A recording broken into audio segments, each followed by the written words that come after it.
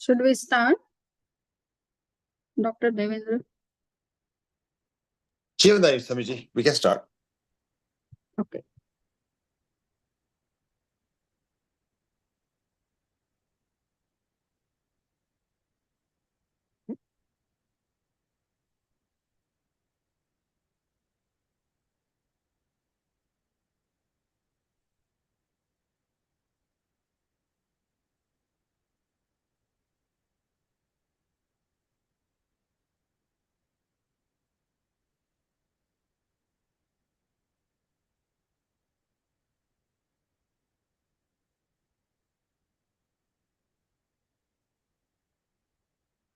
So, good morning to everybody.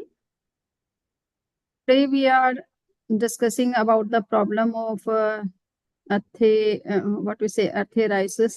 That is a problem in which we find that there are certain blockages and strokes, and due to that, our heart doesn't work in a proper way. So, in Preksha therapy, we discuss about pranayam. And pranayam helps us to clear our blockages, which are in our arteries or veins, or you can say energy paths.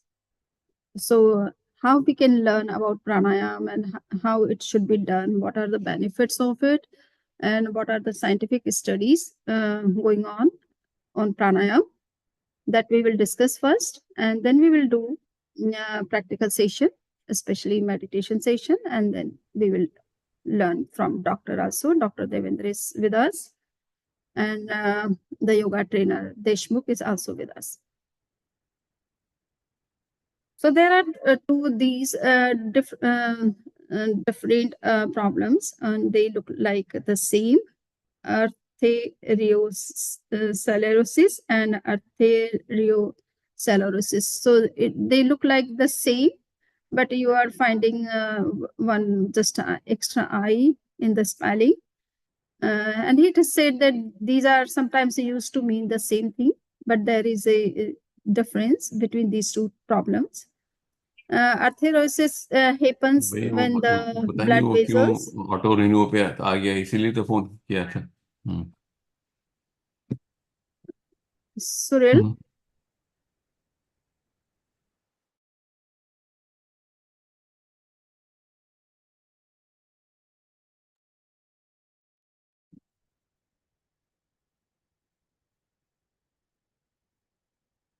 So today we are going to discuss about pranayam, because we are taking the problem of arteriosis and how it happens. It is because of the blockages in the arteries or veins, and you can say also in the energy paths.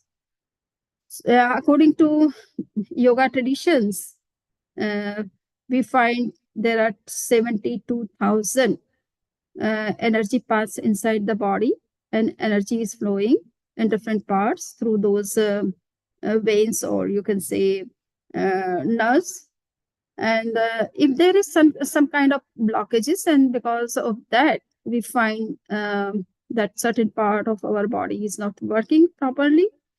It may be the cause of heart disease also. So it is better for us to learn about pranayam. But before we are going to learn about pranayam, I would like to say something about this particular problem which we are taking today for our discussion, and that is arteriosclerosis and arteriosclerosis.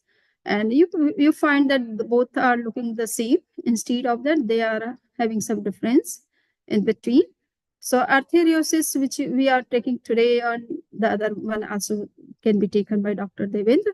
So it happens when the blood vessels that carry oxygen and nutrients from the heart to the rest of the body become thick and stiff. These blood vessels are called arteries. Healthy arteries are flexible and elastic, but over time, the walls in the arteries can harden, a condition commonly called hardening of the arteries.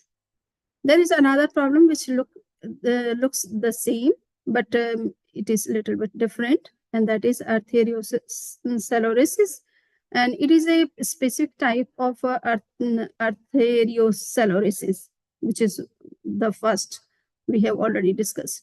It is the buildup of fats, cholesterol, and other substances in and on the artery walls. This buildup, this buildup is called plaque. The plaque can cause arteries to narrow, blocking blood flow. The plaque also can burst, leading to a blood clot. Although arteriosis is often considered a heart condition, it can affect arteries anywhere in the body. Arteriosis can be treated healthy. It can be treated, and healthy lifestyle habits can help to prevent such kind of problems. So just I'm wanted to say, because I'm not the authorized for talking about all these different problems from medical point of view. For that, we have Dr. Devendra with us. But just I wanted to say that how these problems are coming into existence. It is because of the blockages or stiffness of our arteries.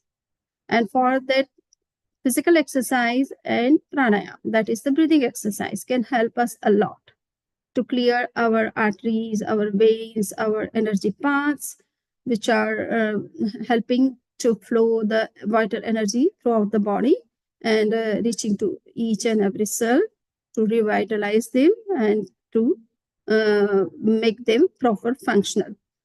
So now we would learn that how pranayama can help us more about clearing the blockages and the stiffness of our arteries, veins, and energy paths. So let me first explain what is the term pranayama means. It is made of two terms. One is called pran and the other one is called ayam. So here, pran means vital energy and ayam means expansion or control. There is one definition which is given in the dictionary, which is known as Abhidhan Chintamani Kosh. It is written in 12th century by Acharya Hemachandra. In this particular text, you will find the very good definition about the pranayama. It is written there, pranayama shwas prashwasayor rodhanam. It means to discipline the flow of inhalation and exhalation is pranayama. Another definition which we find in a very famous yoga text, which is known as Yoga Sutra, written by Patanjali in, you can say, 200 BC, in between 200 BC to 3 or 400. So in this particular text, this is very well read or widely received textbook and taught in different yoga traditions in India and abroad. In this particular text, you will find that tasmin sati swas prashwas yor gati vichedah pranayama. It means a regulation of breath, inhalation and exhalation, which flows after securing the steadiness of posture. So it shows that after doing physical exercise and after having good body posture, you can start pranayama. And in this particular practice of pranayama, you have to regulate your breathing in a proper way. We are taking breath, but our breath is very shallow, sometimes very irregular and not proper. So we have to learn how to regulate the breathing, how it should be controlled, how it can be lengthened, or how it can be taken in a proper way. And what is the scientific way of taking breathing? So pranayama, that's why it's called a science of breathing. Now we would see that there are 3 steps of taking breath. One is Purak, other one is Rechak, and the third one is Kumbhak.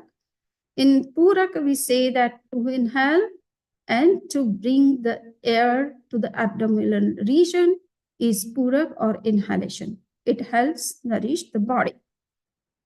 The Rechak is to exhale air with force through the nose. In a special practice through mouth is called Rechak or exhalation. It throws out the toxic content out of the body and cures abdominal ailments. So you can see that how these breathing process are throwing out and the toxic contents which are accumulated in our trachea, in our breathing system, or in our arteries, veins, or energy paths. Next is kumbhak. It is very important to hold the breath in and out when during inhalation and exhalation is very much important for us, our body. It is called kumbhak in technical terms. It is holding the breath at the navel for the time being for proper exchange of gases. So we know that we are taking oxygen and we are exhaling the carbon dioxide or other such kind of toxic gases of our body. And in that process, if we are not giving right time or proper time for inhalation and exhalation, then we are not taking oxygen in proper amount and not releasing the carbon dioxide and other gases in a proper way. So it is necessary, we have to hold breathing after inhalation inside, and we have to hold breathing after exhalation outside. So we have to stop inhaling and exhaling during that period of kumbhak.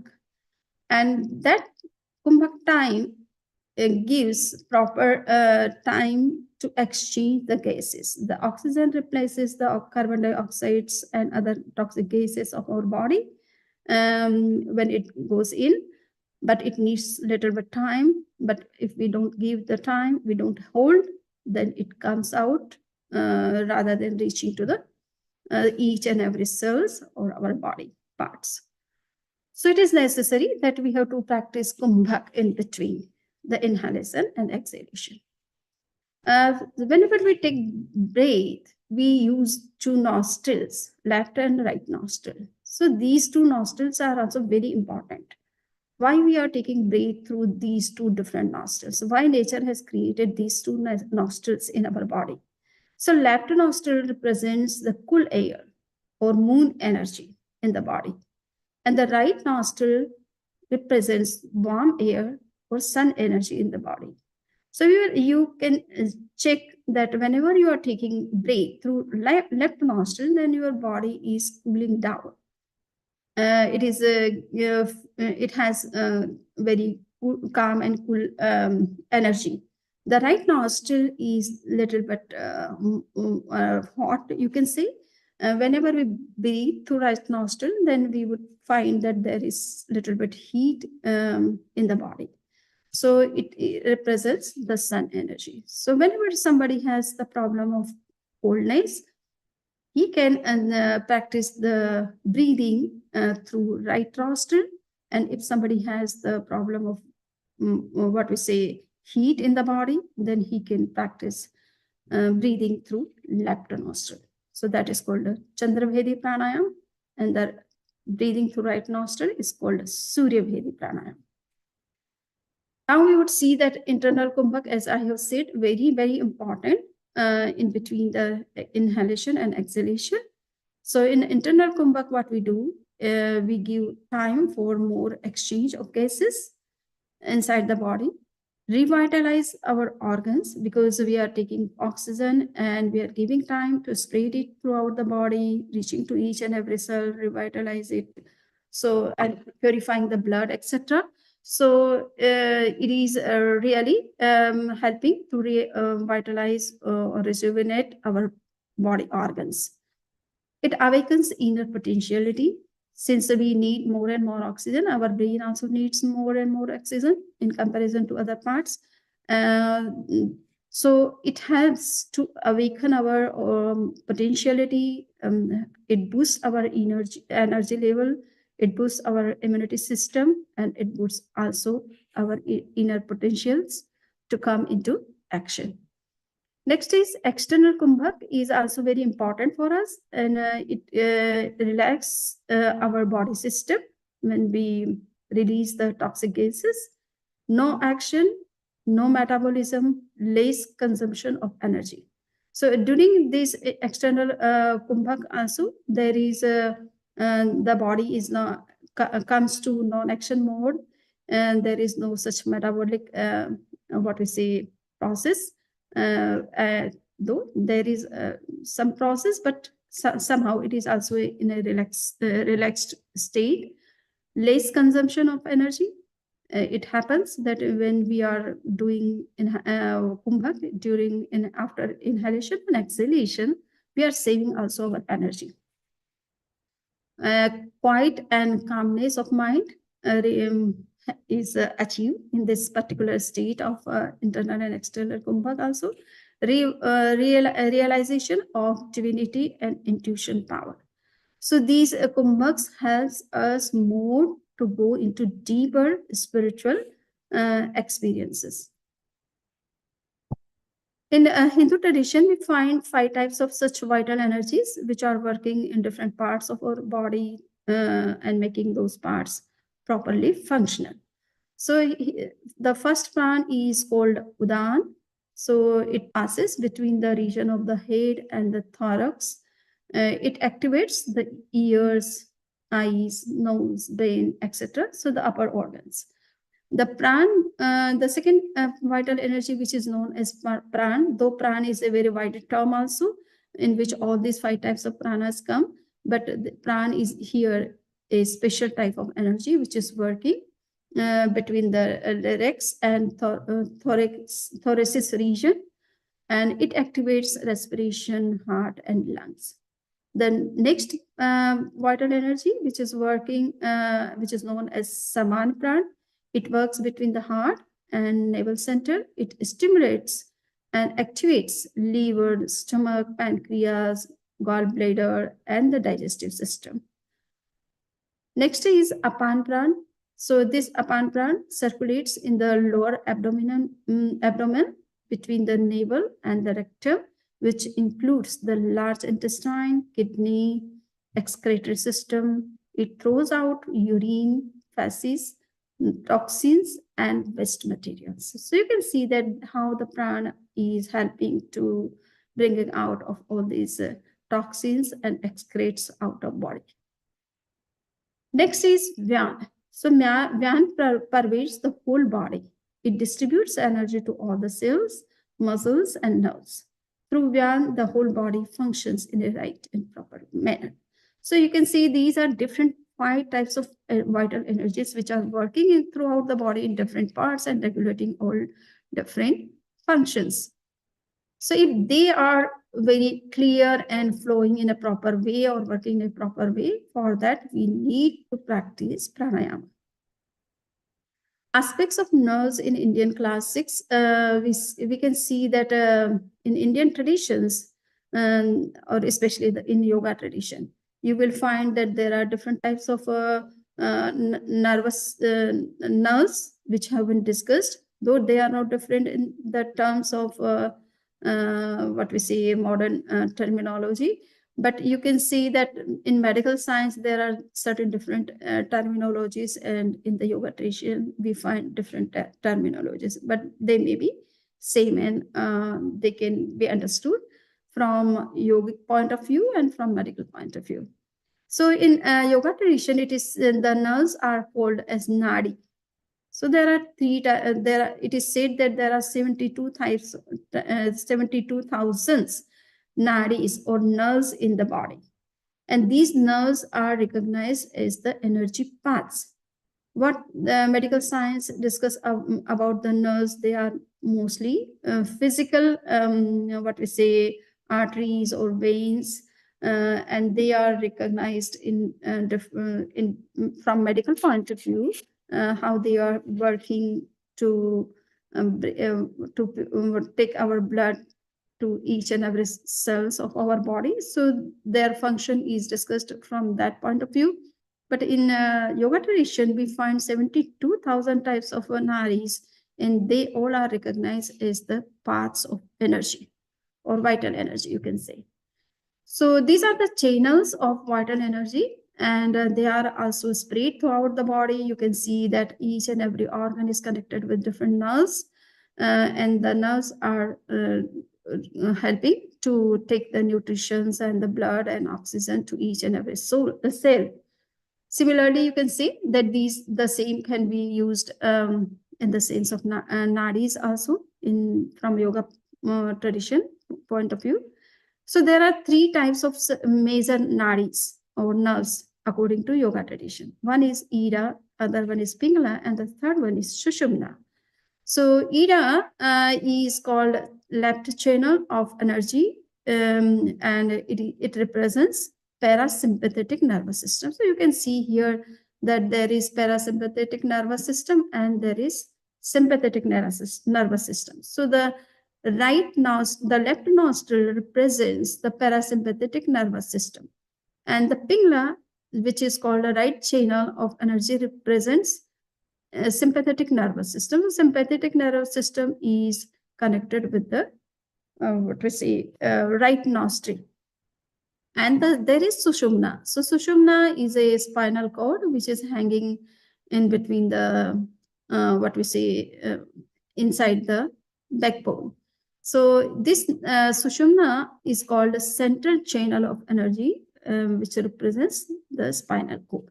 So in this way, you find that these are the three major nerves, or you can say energy paths inside the body, and they are controlling the entire body. So here you can see how these nerves, which are connected with different organs and giving energies to them, and also the blood and nutrition.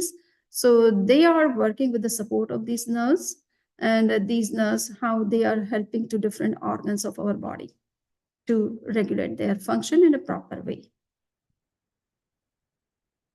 Yeah, so you can see in the sympathetic and parasympathetic nervous system, they both are connected with the different these nerves, the sympathetic nervous system, the parasympathetic nervous system, and also through with the spinal cord. Now we would see that a structured yoga, that is the physical exercise, and pranayama, the breathing exercise, they help to decrease body mass index. And this kind of research has been done, and in that research, was done on especially the obese teens, according to research reported at the American Heart Association's 46th annual conference on cardiovascular disease, epidemiology and prevention in March 2008. In this particular study, you will see that the control group members perform their normal activities, while pranayama group members perform 40 minutes of yoga and pranayama 4 times a week for 12 weeks. The researcher found that while the BMI of teens in the control group rose slightly, the pranayama group's BMI decreased by 5.7%. Richard B. Brown, MD, Columbia College of Physicians and Surgeons, New York. Patrick Lee, Garber, MD, New York Medical Center, in the Journal of Alternative and Complementary Medicine, August 1, 2005. They all have done some study on pranayama, and the result is the pranayama helps in the treatment of stress, anxiety, post-traumatic stress disorder, depression, stress-related medical illness, substance abuse, etc. It enhances well-being, mood, attention, mental focus, and stress tolerance. And now, in yoga tradition, the pranayama is done especially to awaken the energy of Kundalini, which is a kind of serpent energy collide up at the base of our spine. So you can say that there is Muladhara Chakra, which is the center of energy situated at the bottom of the spinal cord or backbone, you can say. So Muladhara Chakra or center of energy, where the Kundalini, the dormant potential energy, is awakened and flows towards Sahasrara Chakra, that is the top of head. So you can see that how this pranayama can help us to awaken the energy of Kundalini and gives it upward motion to reach out the Sahasrara chakra or top of head, which is the center of enlightenment. Pran ascends along the spinal cord into the Sahasrara chakra and center of knowledge, which is known in Preksha meditation. Okay, so you can see that how pranayam helps to awaken the energy and reach out the this particular chakra, which is Sahasrara chakra. And as I have said, it is the center of enlightenment, or you can say extrasensory perceptions or deeper spiritual experiences. And for that, we need such kind of flow of energy upward. And this is the main reason the yogis and the monks and nuns, they practice pranayam for their spiritual purpose. Next is, there are certain types of pranayam which we can practice to control our body systems, to clear the blockages of our arteries, veins, and also they can also help us to remove the stiffness of our body parts. So here, Anulom Vilom Pranayam is a very good pranayam. It balances both the energies, so cool energy and the hot energy inside the body. And it also, if there is some deficiency of any kind of energy in the body, then it balances those energies too. So here, Anulom Vilom Pranayam is done in an alternative way, or using by the alternative nostrils whenever we are breathing. And there are certain steps. Keep in this particular pranayam, we keep our right thumb on the right nostril, index and middle finger between our eyebrows, right and little finger on the left nostril. Inhale through the left, exhale through the right, inhale through the right, exhale through the left. This is the way of doing this particular pranayam. And the benefits of this pranayam is it relieves from allergies. If there is some kind of cold energy or hot energy, allergy, that can be removed by practicing this kind of pranayam. There is another very important pranayam, which is called Nadi Shodha.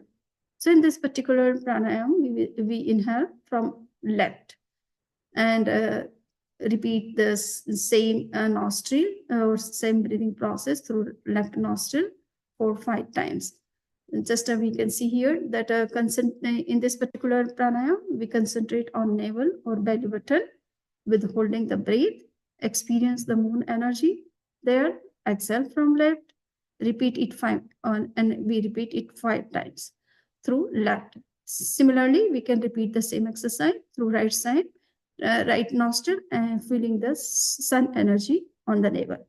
So this is the pranayam which is done in 3 cycles, sometimes 5 cycles, depending on our time and benefits, or 9 times.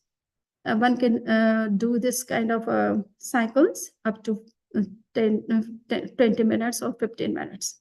So that can clear our energy paths, sympathetic nervous system and parasympathetic nervous system and related nerves. They can be very much cleared through this particular practice of Nadi Shodhan. It is done with slow speed and also the fast speed. So faster speed helps us to clear the blockages or removing the toxic gases which are accumulated in our nerves, which are hampering our heart activities and other activities of our different parts of our body. So benefits opens up, what is the benefit? So this pranayam opens up channels by cleansing the impurities and cures nervous system disorder. There is another pranayam which can help us more, and that is Bhastrika, and that is the fast abdominal breath. In this particular pranayam, we inhale completely and exhale and inhale continuously and using our abdominal muscles. So it is done with fast speed, and that also helps to purify or clearing blockages of our veins and arteries and making them flexible rather than removing the stiffness of those nerves or arteries or veins. So benefits: purify of our body, purity of body, purity of mind, control emotions, and there are precautions for pranayam.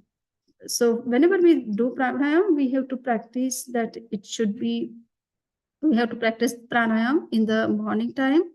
That is very good time when we get good amount of energy in the environment, and we need more and more amount of oxygen to take in through inhalation. When the stomach and intestine is empty, we have to do this kind of physical exercise as well as breathing exercise. Fresh air is important for us, doing physical exercise and also breathing exercise or meditation even. Avoid unhealthy food habits, and regularity is requisite, and begin with 2 to 5 minutes. So yes, we can start with 2 to 5 minutes, but if we are getting benefits and our problems are getting controlled, reduced, or removed, then we have to practice it with some more time. So thanks with this, I have just completed that how pranayam can help to clear the blockages of nerves, veins, arteries, or you can say energy paths, and how it can help us to boost our energy, our immune system, and our inner potential to realize the higher truths of our inner self, or to go into deeper spiritual levels.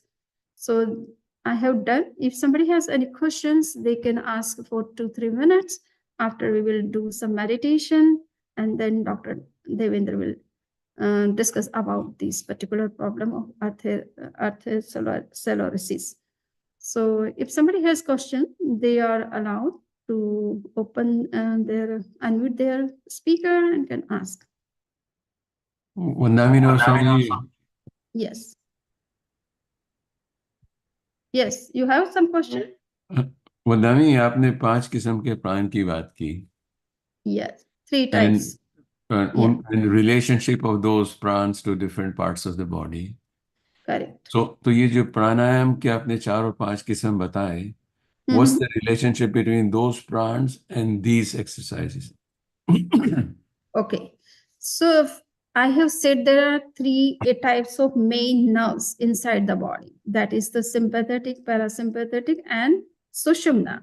And all other nerves which are going to heart or any part of our body or any organ of your body, they are connected with these 3 major nerves of our body.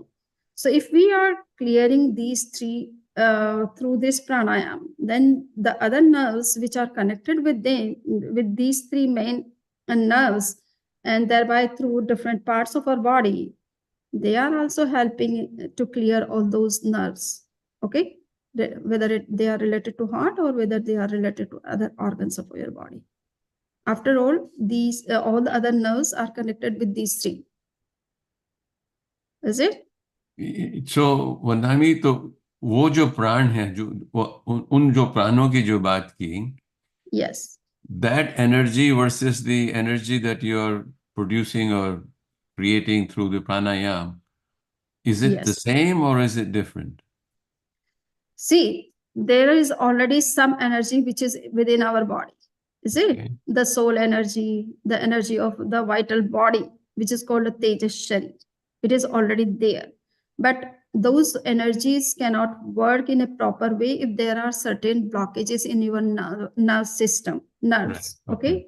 So clearing up those blockages, these pranayam can help us. And also they boost the energy. They support those energies. Vital body, after all, it also needs some external support for enriching itself. Clear? So that's, we are getting some food energy. We are getting also energy for our vital body also. And they are also helping to nourish those bodies to work in a proper way. Okay. Thank you, Vandana. Yes. Swamiji, it may make sense for me to give the medical before the meditation, if that's okay? Yes, it is good. Yeah, Okay. you can. Perfect. So I would Let's do it. request Dr. Devendra. Dr. Devendra is very senior doctor of Orlando, and he has been working from last almost 10 to 15 years constantly on scientific study of Preksha meditation through FIU. And he has also here hospital his leave, so he's working constantly on this particular, and he has what we say brought such important scientific papers which I have already shared with all of you. Might be you have all noticed. So I need not to say many more things. He has a long CV, but just I would say that he is very much dedicated to Preksha meditation and the scientific study of Preksha meditation. So I would request Dr. Devendra for giving his talk on the particular problem of what is sclerosis. Well, anyways, Swamiji, I want to make sure we can see the presentation. Can you see the presentation? Yes, yeah. Perfect. Have you sent to me? I think I've shared it from the slideshow. But can you see that or not? Let me just double check. Okay, so it's under Sanjeev. If you can allow Sanjeev to share. Suril, where you have sent? Okay, send me on WhatsApp so I can open from here. Yes, Samiji, I can send it to you right now. Let me just do that. That's the easiest. If I can make you a co-host, you can. Yeah, it should share. I'm just checking if it's sharing, Samiji. Just 1 second. Oh, let me just share. You can share? Yeah, I think I can share. Okay. Yeah, it is good. Can you see it now? Just I want to see. I have opened from my side. So no, it is not shared from your side. Still not sharing? Okay. Yeah. I've sent So it to Samiji. I can share. Yeah, share that and keep the volume really low, Samiji. Yes, I don't want to hear that volume. I'll talk about it. Okay. So what should I set up the volume? Yeah, set a volume as 0 and then I can talk. Okay, just I'm doing. Perfect. Wonderful, Samiji. Thank you. Yes. All right. Welcome, everybody. Sami's been very kind and polite with her introduction. I'm going to show a little video to understand what's going on. I think this can help better than words sometimes. So this is your vessel, and you can see a vessel has got blood going through it. The side of the vessel, you have 2 layers, tunica, which is your clothing, inside and outside, and in between you have a muscle layer. That covers your vessels. In your vessels, you get blood, and all these yellow particles are your fat, actually your LDL. Many more LDL molecules or structures than red cells, billions of them floating. Most of these you make yourself. Some your diet does influence, and that's why diet is important. But genetics determine this. They slip through the walls of the internal cord, go into the muscle. And by doing that, they kind of slowly collect. As they collect, they become a plaque, just like your dental plaque. That plaque makes space. The space narrows the vessel. Narrowing vessels is the problem. Your artery wall everywhere in your body can do that. Towards your brain, towards your heart, towards your kidneys, towards the intestines. This is atherosclerosis, as somebody mentioned, which is a version of arteriosclerosis. The walls get stiffer with age, thicker, less oxygen goes through. Now, once fat builds up, your platelets get sticky. That platelets are kind of attaching your red cells. Red cells form a clot. This clot then further blocks your vessel. It's a thrombus. You heard the word thrombus. That's what that is. So that's basically the process. So some of you can turn that off now. Okay. So what I want to talk about today is, Samiji, you can turn that off now, Samiji. Okay. Yeah. So what I want to talk about today is really where does pranayama fit in? Now, clearly, we do know that diet is important. We know that exercise is important. Exercise, it turns out, even just 20 minutes a day of reasonable exercise, at least 5-6 days a week is enough to protect you. But you have to regularly. What I tell people is after 20 minutes of sitting, get up and do something. Even if it's just going to the bathroom, pretend to go to the bathroom, sort of walk around the chair. Don't stay sitting more than 20 minutes. That's not healthy for you. When you're doing pratikaman, or of course, that's fine, but in general, in life, you don't want to sit more than 20 minutes. So, but moving around is very important. That'll make your vessels more flexible. So even they get blocked, they'll be more flexible. Diet, we already know. I think we went over diet last time. The same diet applies. While you can control some fat in your diet by eating healthy fat like olive oil over and above other oils, or you can also talk about avoiding ghee, let's say, except perhaps sometimes when you're after fasting recovery. In some settings, ghee is good for you, but in general, dietary measures are, let's say, 20% benefit in terms of the fat you eat.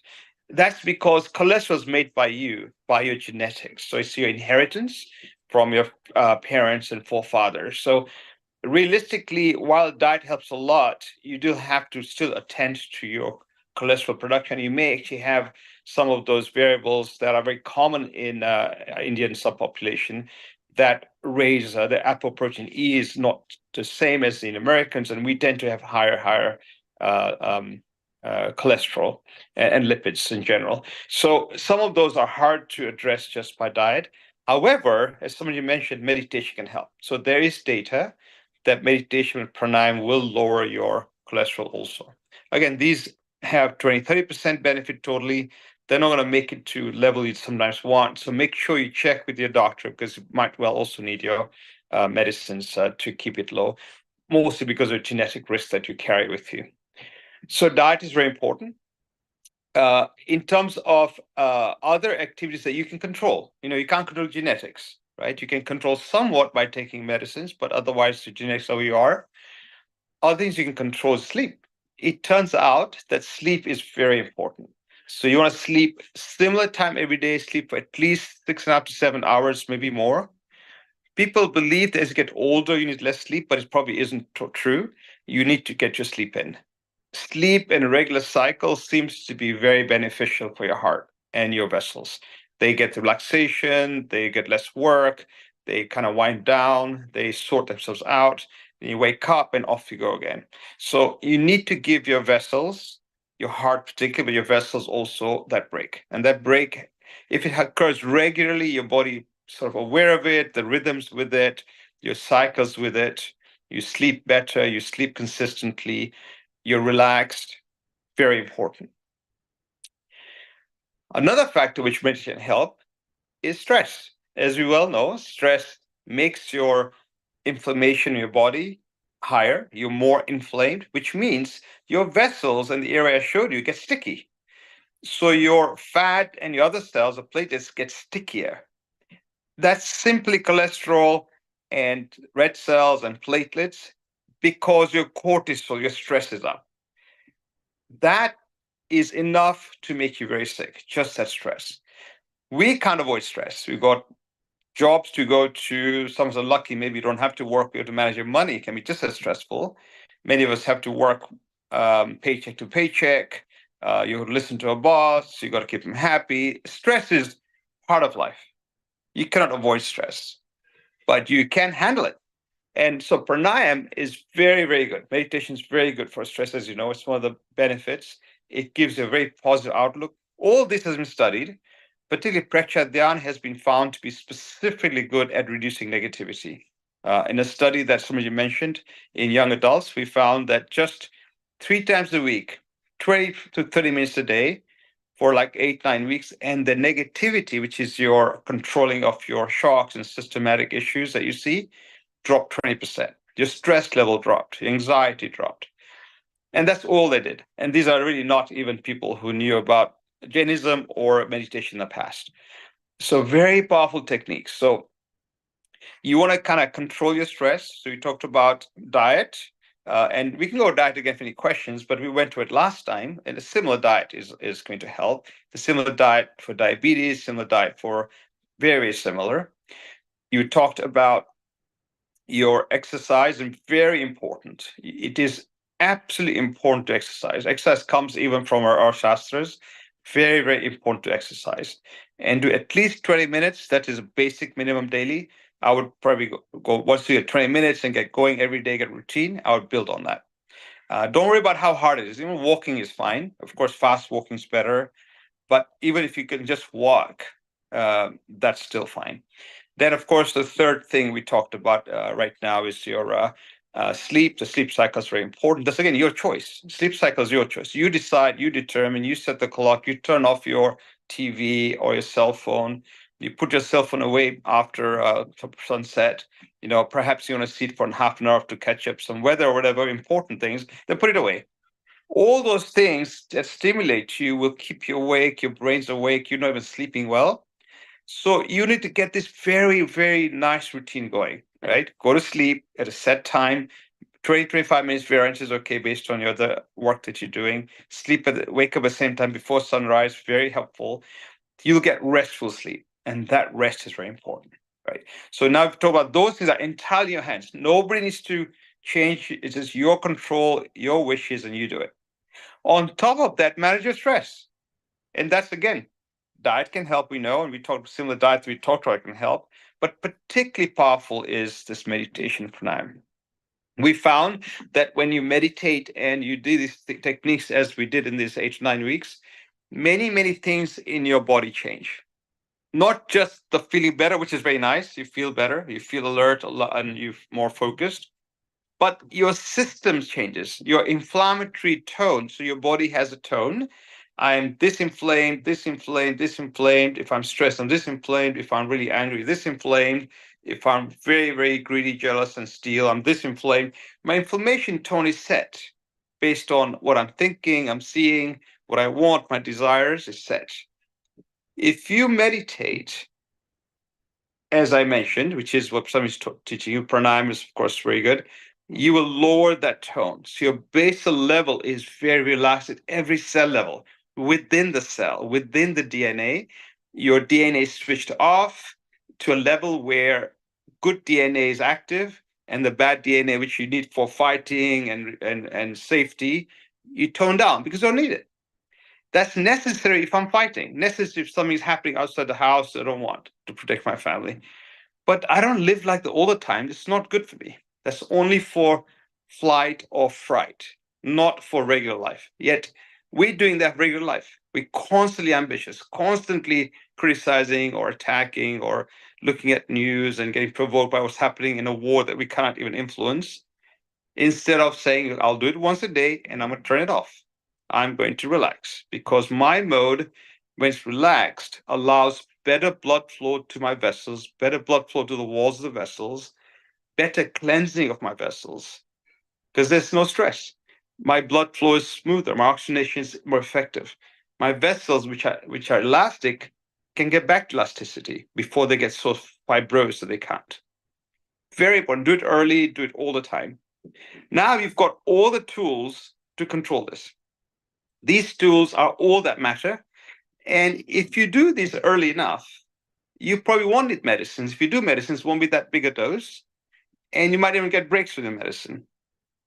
Not to say medicine are important, because if you look at Asians, particularly Asians that first went to England in big numbers and now in America in big numbers, you see that their rate of cardiovascular disease is manyfold higher than the Americans or the British, let's say. Their rate of strokes higher, particularly bleeding. Sometimes we bleed more than we clot more. So we do have a problem. And even after living here for generation two, the problem persists. It's not something that's improving as we, let's say, Americanize or become more like English. So if you look at the average Asian, and particularly Indians, the rate of unfortunately dying, having massive heart attacks at a younger age is very common. We get them 10 years earlier, and mostly more than one or two vessels of the heart are involved. Unlike our American friends who get it 10 years later, maybe one vessel is involved, so it's easy to kind of at least easily fix that. When we get it, it's very hard to fix when we go to the hospital, very hard to fix. So we tend to have more deaths at the younger age. All you've known people at your friend circle, family circle, who've died at a younger age from heart disease. It's a big plague. And usually we think it's men. And in a sense, yes, men, but women also. Once you're at 60, there's no difference. Women have heart attacks just as much as men. Below 60 is more men. Strokes are very common. How many of you know somebody had a stroke? Very, very common. All these are entirely preventable. You can prevent them to a level where you put them off by 10 years or make them much milder or even just abolish them. You can actually avoid them. And these are the key. The key we talked about. It's of course diet. Diet's very important. More authentic, more diet that's not made by man, not created by man. It's coming from the ground that you create yourself. The key thing to food is you start from scratch. The moment you take food that's off the shelf, that's prepared for speed, for efficiency, you know that they'd had to put things in it to keep it shelf safe. Important. Our fast life, I want to get my dough prep powder, I want to get this thing, I want to get my cereal box because I can eat it quickly. It's safe. It's got so many chemicals in there, so it doesn't get infected. The bacteria won't get, the insects won't go to it. I can eat it and not worry about getting sick. Well, guess what? You may be happy now, but you've just killed good guys. You've damaged your pancreas, you've damaged your other organs. So you're paying the price later, which is where we are. So avoid eating anything that you possibly can and slowly start that journey. So within a year, you're on top of not having anything that was processed by another man or industry. You've made it yourself. You've got it yourself as best you can. And maybe once in a while, once a week, you can take a risk. Once in a while, you go out, you can take a risk when you're traveling. But most of the time, you should be bulk of food should be you made it straight from the ground, straight from source that you created, you prepared, and you'd be safer. So diet is very important. Exercise is very important. It could be anything you want: swimming, playing piano, playing a music instrument. Simple things. It doesn't have to be complicated. You don't have to go to the gym if you don't want to. Even yoga will be good. You get double benefit. You get exercise, and you also, of course, get the other benefits. So make sure you stick to exercise. Do not get lazy. Do it. Try and avoid sitting more than 20 minutes. Very important for many things, particularly your vessels. Your vessels are not staying stagnant. So your vessels are moving. The vessels like moving, and they don't get stiff. The moment I'm sitting, many vessels are stagnant, which it does not like. Right? Very important. So these are very important take-home points, so make sure you focus on them. You will see many diets suggested, and that's fine. Try them. You see many things suggested that are good, and they're fine. Many remedies that are fine. But don't rely on them as being your savior, right? Make sure you check everything, have regular visits to your doctor. Make sure you check your levels and you stay on top. And do whatever it takes. If it takes medicine, take it, because you need to keep those vessels completely elastic. So you're smart, your brain's working, your heart's working at old age. You don't want that to be a problem. Biggest cause of death and strokes and injury in us at the moment. It's very, very big cause. So we need to really look at that. And it's all self-inflicted, unfortunately.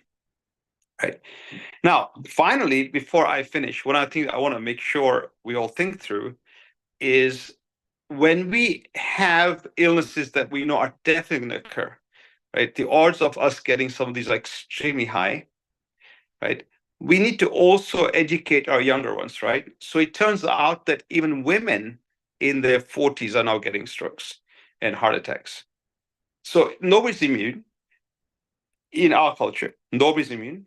So you need to make sure that you not only practice this, you preach it to others, because everything's at risk. There's a high alarming rate of strokes and MIs occurring at that age that are a concern. Before COVID, it's not a COVID-related thing. This is something that's been happening for the last 15 years or so. So very important that not only you practice, but just like you preach religion to your family, so I preach other things, preach our heritage, preach our diet, preach how we were brought up, preach good food, but also make sure you realize that they also had risk. We thought you're immune till you get older, but it's not. It's starting early. It's been shown that your plaques that we showed start in the first 10 years of life. It's been shown that they build off the second decade.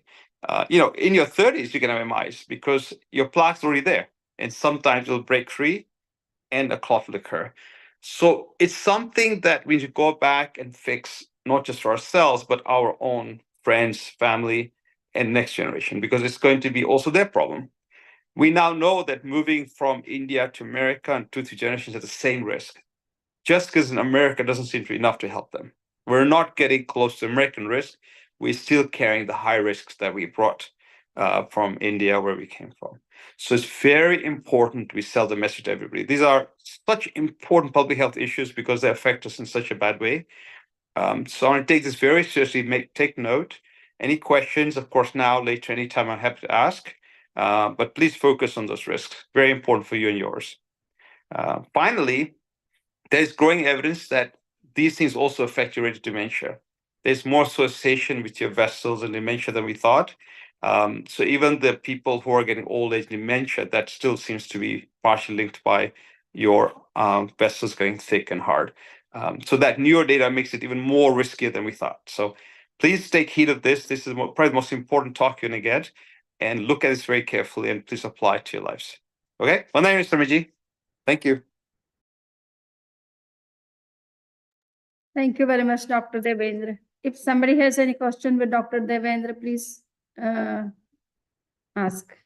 Yes, I have one question. The thing is that if the hardening of the vessel, what is the early symptom we can get? One question. Second question, what if, if over thinning of the vessel, what to do? Sometimes we are a over thinning vessel, we give a too much thinning of the tablets, that what symptom will we get, and when you will stop that?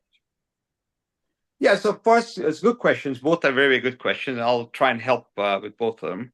First of all, the earliest symptoms are in fact none. That's the problem. So when we look at studies that show that you've got hardening or plaque forming at 10 years, 20 years of life, you didn't know anything that. We had to have fancy ultrasound Dopplers to pick that up, right? Or imaging.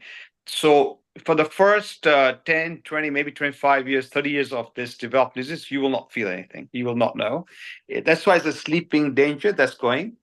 And it's such a concern that literally everybody has it. It's just a question how severe it is. Very few people have escaped that. And it doesn't matter if you're slim or not. Slimness, helpful, but not protective. You could be an athlete. Again, it helps, but not protective. You could be playing, sport every day. Again, helpful, but not protective, because this disease has bigger factors than just those. But those things help reduce it. They won't cure you. So don't get fooled that I am running a marathon every week. Yes. You'll find marathon runners at 50 sometimes drop dead, right? It's unfortunately the disease is that bad.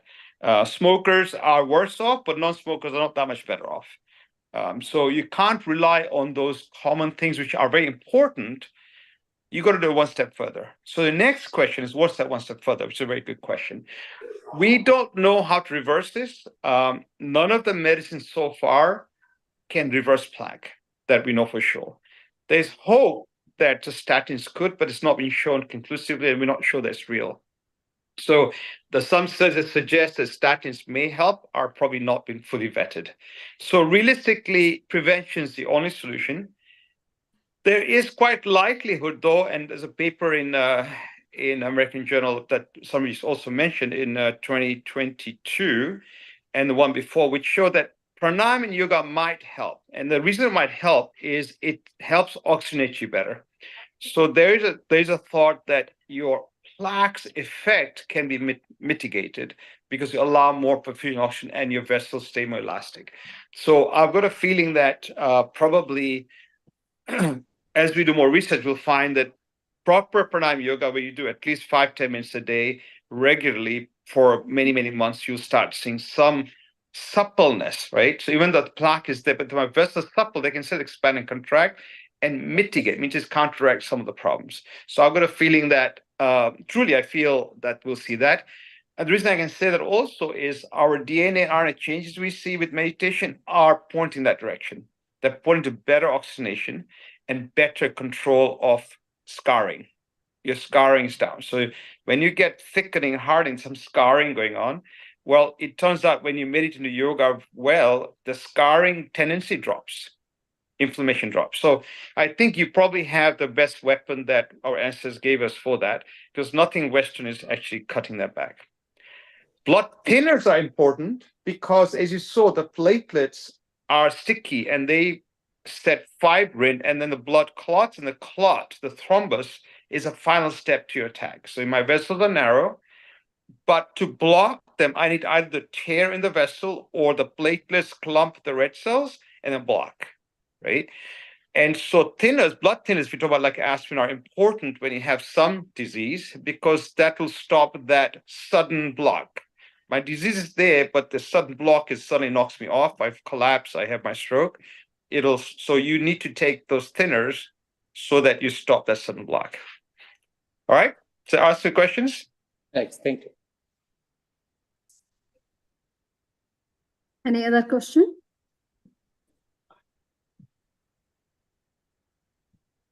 I have a question. Dr. Devendra, thank you for enlightening us with some simple steps. Simple in it, we don't often practice it. So really appreciate that. We don't. I think the second question that the gentleman asked, which was about the thinners, these I mean, I've personally experienced it. I had a heart disease and I had a bypass surgery and I was put on blood thinners, and Plavix, as you know, was recommended to take one Plavix every day until I started having internal bleeding. And then they started reducing it, said, don't take it every day, take it every other day. Right. The bleeding episode still occurred, even though after a while. Yeah. And then until you find this optimum dose. So with us Indians, the difficulty is that the dosage that the doctors prescribe here does not necessarily suit well with the Indian anatomy. I wish there was a way, I wish there was some medical research which says for Indians, this is not the right dosage, because they overdose you so much that until you suffer, you don't know. How do you prevent that? No, you're absolutely correct. I feel that is the biggest plague, and I'll be, I'm disappointed that all the drug companies basically do studies on white people, right? Because even they offer it to many people don't volunteer. So traditionally, all data are from white men. Their genes are different, right? As you quite rightly point out. And to your point, yes, we do have. Let's say when we have strokes, we have higher bleeding strokes than clotting strokes than the Americans. But the treatment is directed at the clotting. So we do get in trouble. I do think that medicines are not well tested. So yeah, I don't know the simple solution except that perhaps you can bring it up, that like, do you mind checking what the problems are in India? So there is data out there. It's not great, but there are studies that are done by individuals, not drug companies, that will tell you that there are ranges you could use. So in the UK, for example, because the Indians have been there for so many generations, there are quite good guidelines, and they'll try and break it down to ethnicity much better than here. So if I'm asked by somebody, I often go to the British data and NHS, and I'll find information there. Of course, India. So yeah, the only thing you can do is become wise as a consumer, realize that this is not studied on you, but you absolutely on the nail. Every medicine prescribed is either too high or not high enough. It's not correct. Even antibiotic doses, I've seen issues with. Even blood pressure medicines, which luckily now we don't use very often, but very common, used to make us diabetic. So there is a problem with that. I do know that the newer drugs now are going to study that. I think there are moves afoot. And of course, India is now very big. India's studies are getting stronger. Their research arm is getting much, much better and cutting edge. So you should be proud of them. They've done some amazing discoveries recently. And I think hopefully over time that the might of India will give us more data. But you're right. You absolutely hit it on the nail. Thank but you. don't stop the medicine though. No, because I if you have know. a stent and you stop it, depending on which stent you've got, it'll clot that quickly. So don't while yes, you're bleeding and you have to control it, but some of the stents, particularly I don't know when your stent was put in, they are unfortunately will clot. So you need to be very careful. Don't take risks because they can clot and you'll be suddenly in trouble. So please be careful. Yeah. Thank you, doctor. So thank you very much, Dr. Devendra, for answering to the critical questions. Samniji, I have one question. Yeah, you can. Regarding underactive thyroid, you have a tendency to have a high lipid profile somehow. So, is there anything you can do? Obviously, you need to control the thyroid treated. But generally, I find every time the results are higher in hypothyroid patients. What is your opinion on that? I think we may do a session on thyroid at some point. I think we'll go in more detail. But in general, you're right that there are many factors in the binding of the thyroxine in your blood and how it distributes. And many factors determine thyroid. Even other people on this uh, group also in thyroid hormone. And there are ways to interpret the levels that are difficult. But the problem with the thyroid is that because it affects every cell of your body, and it sets the tone for every cell in your body, you can't really not treat it because you will, even mental faculty will be slower and you'll be thinking slowly and you'll be deciding poorly and your decisions will be poor. So it's something that you have to work with. And just as a previous speaker mentioned, some of these things, there is no simple answer. You just have to work with it, get good at it, work with it, look at symptoms and go feedback to your doctor, because we realize that even the brand of your thyroxine and the company seems to make a difference. Yeah. Sometimes you have to go to a name brand if you're getting in trouble and pay that extra. Sometimes name brand, this is where name brand can make sense for thyroid and some disease like that. You want to go to the expensive named brands because they're made in a more strict manner. And if you can afford it, which I would recommend, try that. Okay. Thank you. Okay, good. I think we should continue the next phase, but I'm happy to answer questions and please send me any messages. We'll make this a group and I'll be happy to help anybody in any way. My name is Samiji. Thank you for the opportunity. Bindi has also one question. Oh, yeah, go ahead. Please ask. Yeah. Actually, I was just reading that if you soak aubergines in water and drink that water, that actually helps your cholesterol. Is that correct? Yeah, so as I mentioned, there are many dietary, don't forget, food is your ally, right? Food is your ally. There are many things nature has to help us correct our problems. And so there are many factors in diet that'll help you. Fiber will help you. I'm fairly sure aubergine, I don't know that specifically, but I can only imagine that has some of these polyols and other agents which plants do have, and they'll help you. What I wanted to say is that try and go back to the original food, and you'll find those benefits, like the whole rice, not the rice you see, that's whole rice and brown. The rice that actually is from the husk, for example. Well, the husk and the rice has so many benefits because that's how we're designed, right? We were made to live and eat those foods, 1,000 years ago, and suddenly we change everything. So, but I would be careful about assuming that therefore I'm fixed. Does that make sense? Do that as an adjunct additive, maybe reduce your doses, but don't do it in competition. Don't think that I've done my meditation, I've done my running, I've listened to Dr. Mehta, I've done all this, I'm fine. That's just percentages. So somebody presented data that 5.7% reduction, right? That's just 5.7.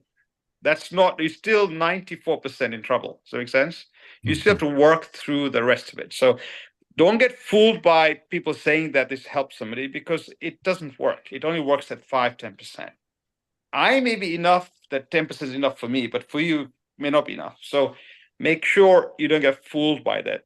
Try that, use all those, but don't assume they're going to be all that you're going to take. Does that help? Yeah, absolutely. Thank you so much. And now one more thing here. So in the UK, they also talk about the cure risk. That if it's less than 10%, then you're not at risk. Is that what they use in Europe? Similar. Humans are the same everywhere. I think it's similar.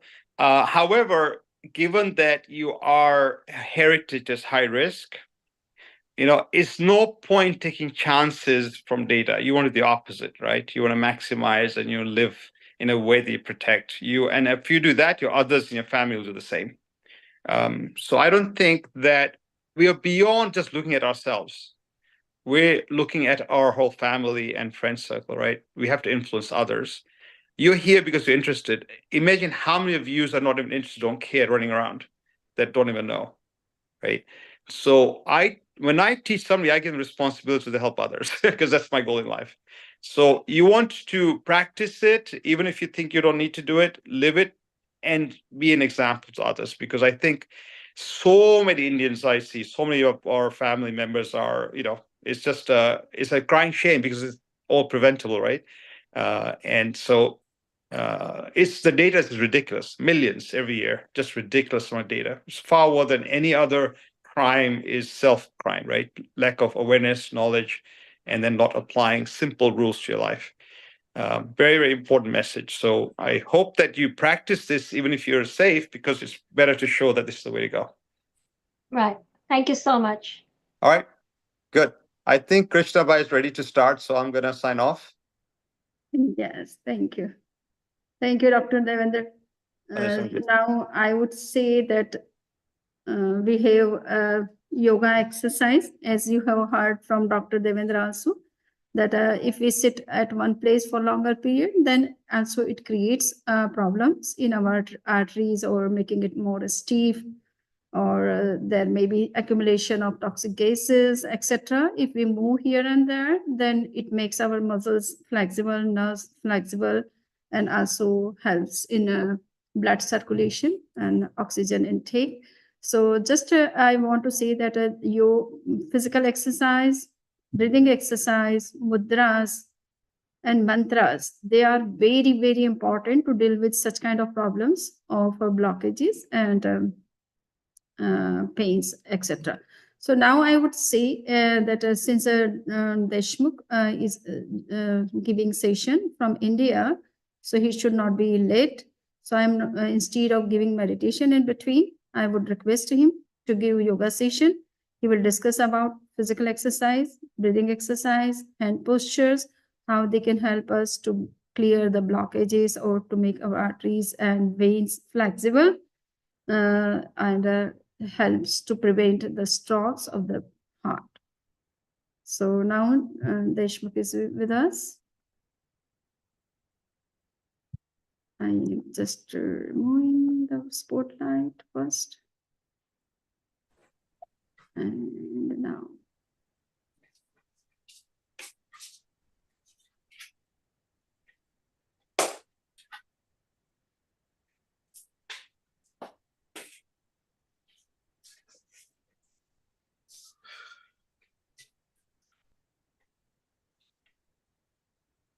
Good evening.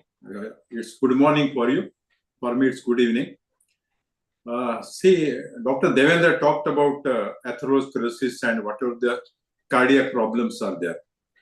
Now, before we proceed further for the treatment or for the exercises to be done during cardiac problem or when the heart is weak, so that first and foremost, we should remember that the patients having hypertension or cardiac problems or cardiac issues, they should not hold the breath as a precaution. Because if you hold the breath, there may be chances of asphyxia or the cardiac muscles may not get oxygen. So we should breathe continuously. So in certain exercises, we have to hold the breath, but the heart patient should not hold it longer. So that one precaution to be taken. Now, when we talk about heart weakness, Acharya Mahapragya has suggested the first asana, Hridaya Stambhasana. So, Hridaya Stambhasana means that is, we are making a pillar-like posture and the total focus is on our heart, Hridaya. So, what happens? Then the blood flow increases in the body. Blood flow increases, there is fast, and that helps in developing the arteries or the blood flow in the body. So body gets more oxygen, energy increases, and even that reduces the belly fat. Now, this can be done in two ways. So I will show you Hridaya Stambhasana.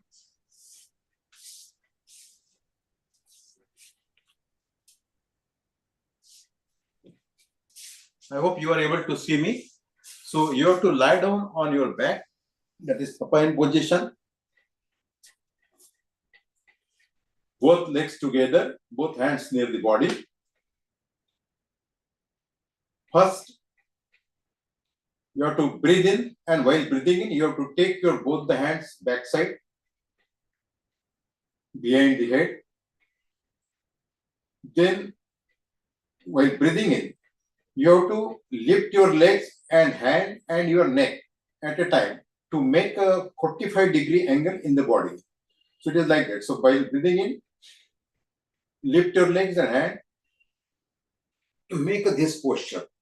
And the focus should be on the heart. So you should be looking towards the heart. So your chin is locked in the neck posture. You have to keep your hands straight, legs straight. Stay for some time, and while breathing out, slowly down and relax.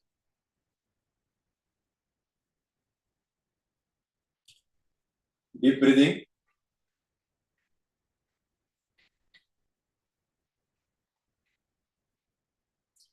I will do it one more time. So both the legs together, both the hands near the body, the palm touching to the ground. While breathing in, take your hands behind. Hold the breath. Lift your legs and hand and neck to the angle of 45 degrees.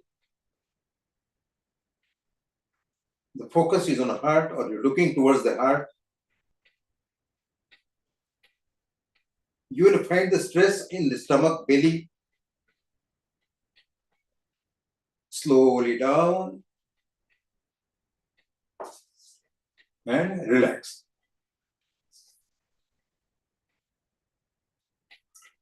This is Hridaya Stambhasana. So we are turning the body into 45-degree angle. This asana is done in other way also. Both legs together and close your fist. Keep near the body. And while breathing in, lift your both the hands, legs, and your neck 6 inches from the ground or from the below. You have to lift it only for 6 inches like this. So breathe in, and this is the position. And look at your heart. Stay for some time. You will feel the vibrations in stomach or belly. While breathing out, slowly down. Relax.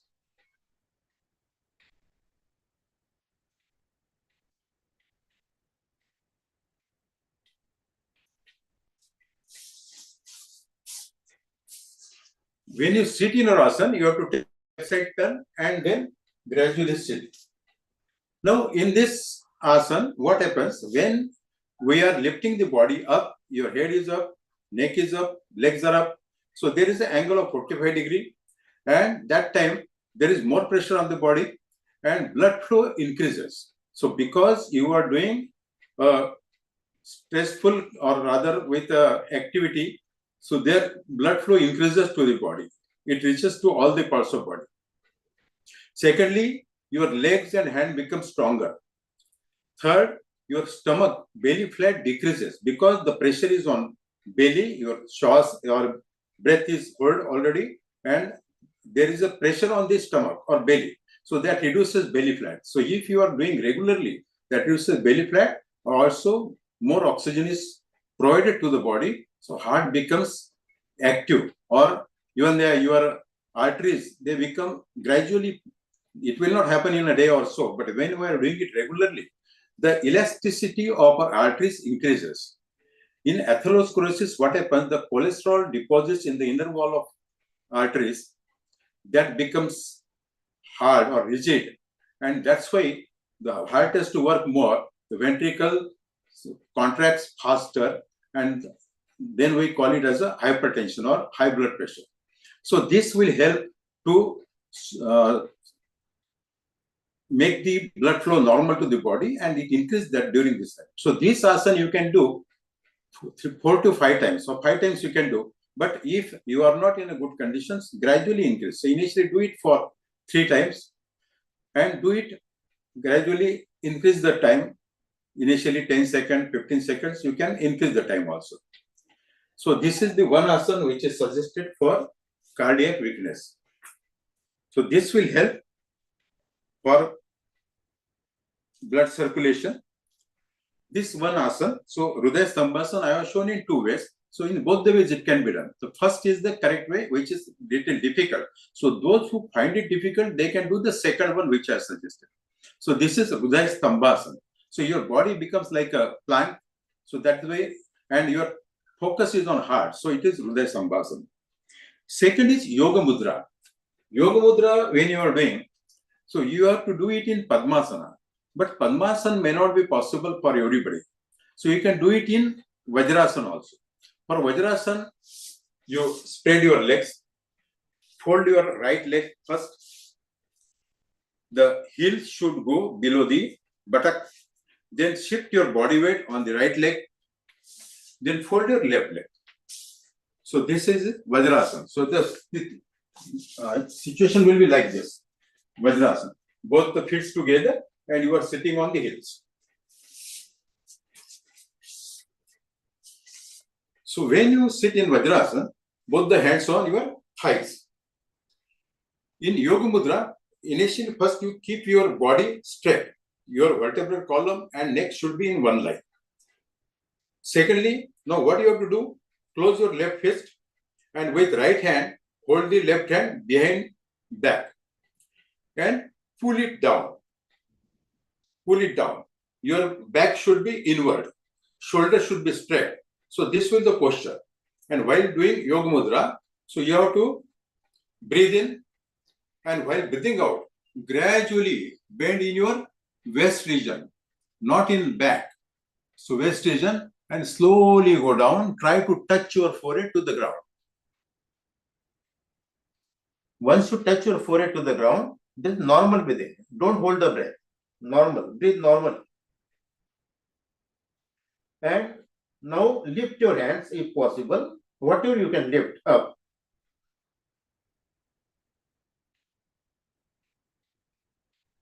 Breathe in, breathe out. Continue your normal breathing. Stay for some time. While breathing in, up. Relax. So this is Yoga Mudra. So in Yoga Mudra, what happens? We are bending forward. So the blood flow goes to brain. So brain gets more oxygen. Secondly, in that case, your thoughts, or you reach to a thoughtless position because thoughts are stopped.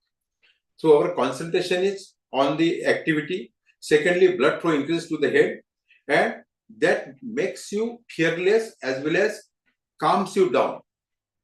Yoga Mudra. That's why it is called Yoga Mudra. So it's a yoga posture. So this is the another asana. First I talked about Hridaya Stambhasana, then now Yoga Mudra. So what I will do once again Yoga Mudra.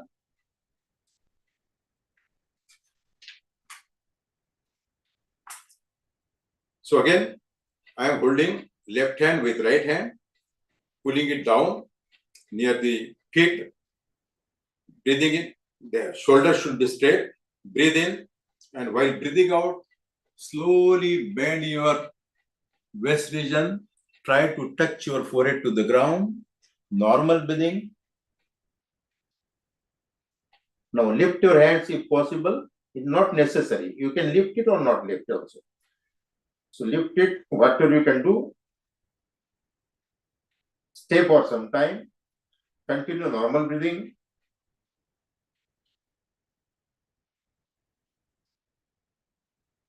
While breathing in, up.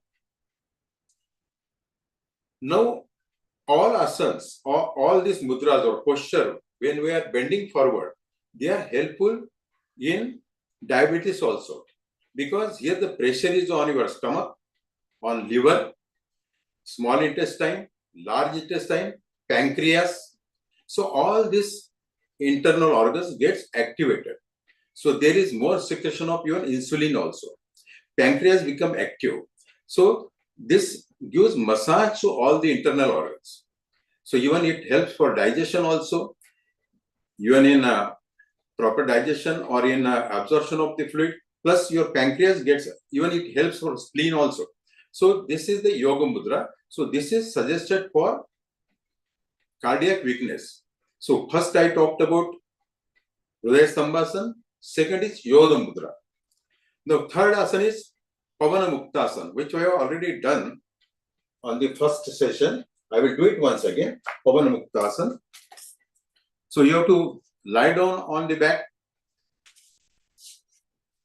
supine position. Both the hands near the body, palms touching the ground. So it will be in two parts. That is Ardha Pavana Muktasana and Purna Pavana Muktasana. First it will be half Pavana Muktasana, then it will be Purna or complete Pavana Muktasana. So breathe in, lift your right leg a little up, take it to right, stretch it. While breathing out, make your leg straight. While breathing in, fold your knee, lock it with both the hands. The another leg which is straight, that should be straight. It should not fold. While breathing out, lift your neck and try to touch your knee with the nose, or nose touch to knee. While breathing out, up. Now touch the knee. Now there will be pressure on our stomach. The other leg which is straight, that should be straight only. It should not be folded. Stay for some time. While breathing in, slowly bring your neck down. While breathing out, make your leg straight and slowly down. Relax.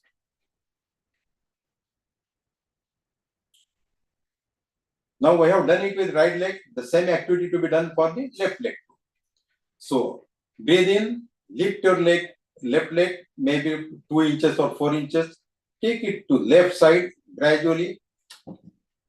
While breathing in, make it straight. Then fold the leg, hold it with both the hands. While breathing out, lift your neck and touch the nose to your knee, up.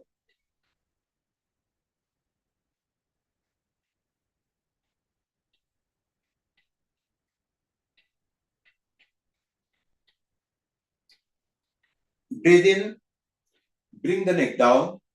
While breathing out, make your leg straight, slowly down, relax. When I say relax, you should keep your both the feet apart, 1 to 1.5 feet, both the hands to the side of the body, 6 inches away, and the palm should be facing upward.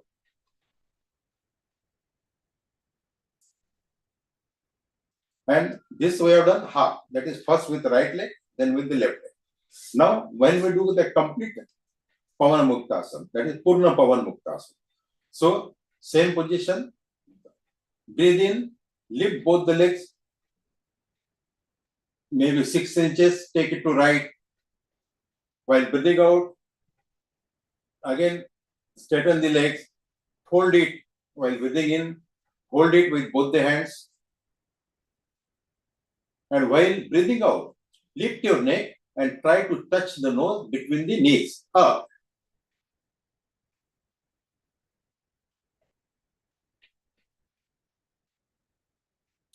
While breathing in, bring your neck back to the ground.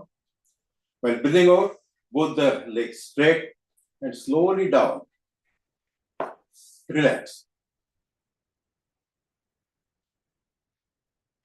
The same thing you have to apply to other side.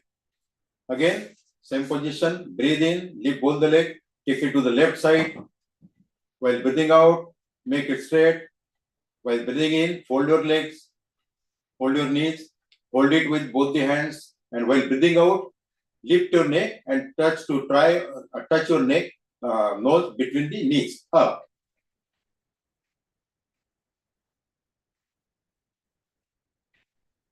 While breathing in, bring your neck back to the ground. While breathing out, both the legs straight, slowly down. And relax.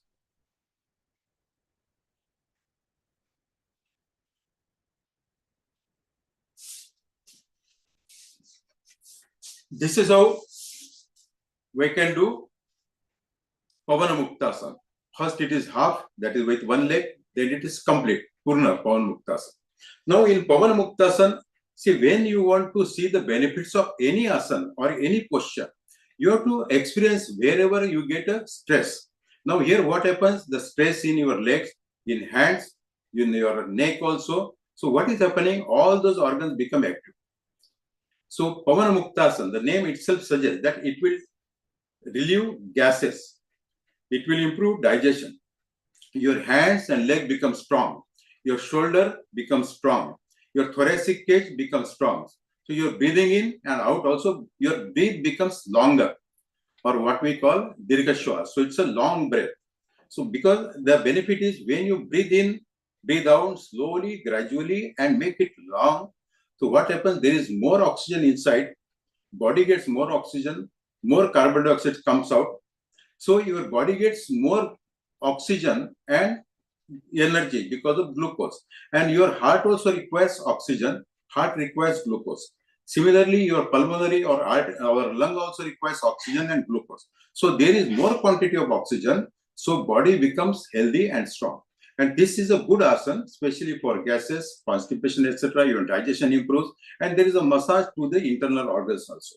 And hand, leg, thoracic cage becomes stronger, shoulder becomes strong. So these are the, first I talked about Hridaya Stambhasana, then Yoga Mudra, then Pavana Muktasana, Ardha Pavana Muktasana, Purna Pavana Muktasana. So these are the asanas suggested for these cardiac problems. After that, there is another asana that is called Viparita Karni. Viparit Karni is nothing but it is like a Sarvangasana. In Sarvangasana, we try to keep the body straight. Here you have to bend your legs little backward. So Viparit means Viparit Karni. That means normally we stand straight on the feet. Now here we are doing opposite thing. So you are lying on the back, lifting your legs up. So it is Viparit Karni. That is we are doing a opposite posture. So Viparit Karni is like Sarvangasana. I will show once again. We have done Sarvangasana earlier. Again, we are on the supine position. Both the legs together, hands together. While breathing in, lift both the legs to 90 degrees. Up. Breathe out. Now again breathe in. Take your legs little back. Give support to the body. So this will be a posture, and you can bend your legs little backside. So this is Viparit Karni. In Sarvangasana, we have to make the body straight. Sarvangasana will be like this. This is Sarvangasana, where your chin is touching the neck portion, and in Viparit Karni, your little bend and body or legs are behind. So that is little L-shaped structure. Then you put your hands down, breathe in, slowly breathing out, come to 90 degrees and slowly down. Relax.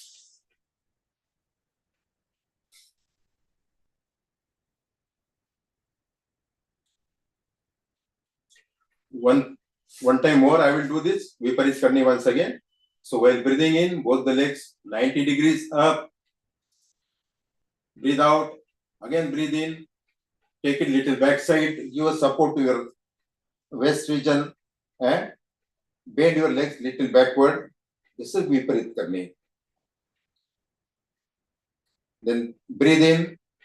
While breathing out, slowly come to 90 degrees.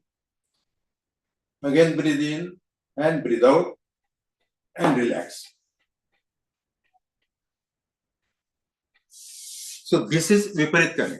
And as I told earlier, that there is no need to hold the breath.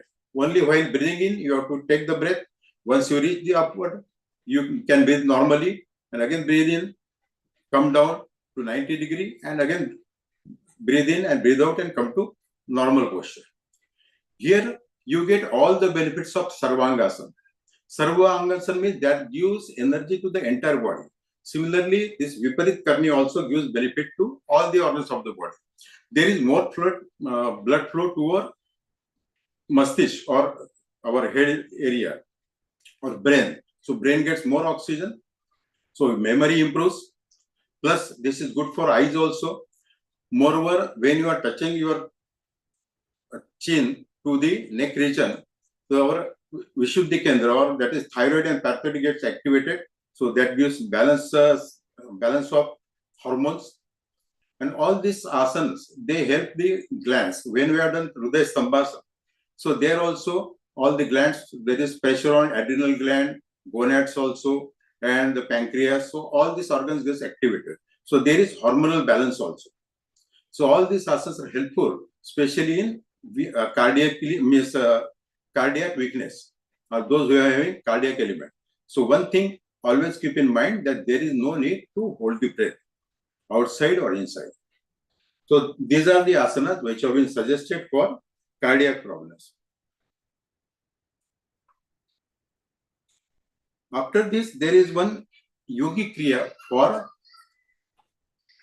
that is for your chest region and lungs, that yogi kriya. So this is the simple yogi kriya. So you can sit in the comfortable position like Padmasana, Ardha Padmasana, or Vajrasana or Sukhasana, whatever is convenient. Both the hands in a Dhyana Mudra or knowledge posture. Now here what you have to do for yogic kriya, you straighten your hands, breathe in completely and expand your hands like this. So breathe in completely. While breathing out,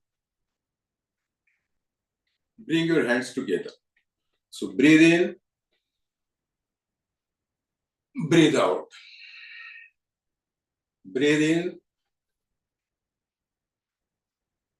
breathe out. So this you can do 3 times, 5 times, but not much. So you can breathe in completely, breathe out completely.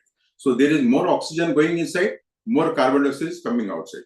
So our lungs become healthy, capacity of lung increases, our breathing becomes longer, and that gives more oxygen, so body will be fit. So the second kriya for chest or lungs, the one I have told, that is breathing in and breathing out. Secondly, you have a posture like this, like a lion's, what you call, that means lion's nails will be like this. No, so you have to make the posture like this.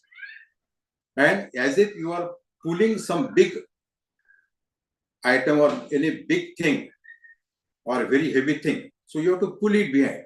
So pull it continuously. And pull it, and while breathing out, you can throw the breath outside, and you can even say throw also, like this. So I will show you how to do it. So breathe in, pull the big thing inside, breathe in completely, throw. So when you say throw, that entire carbon dioxide will be out. So this, now next time, once we have done this posture, now make it little smaller, as if you are pulling a big rope. So pull a rope towards you. So put all energy, pull it. Throw. So complete exhalation will be there. The third time, make it still smaller, and as if you are holding a spring and you are pulling the spring. So pull it like this. Throw. So these are the yogic kriyas for our chest region and lungs.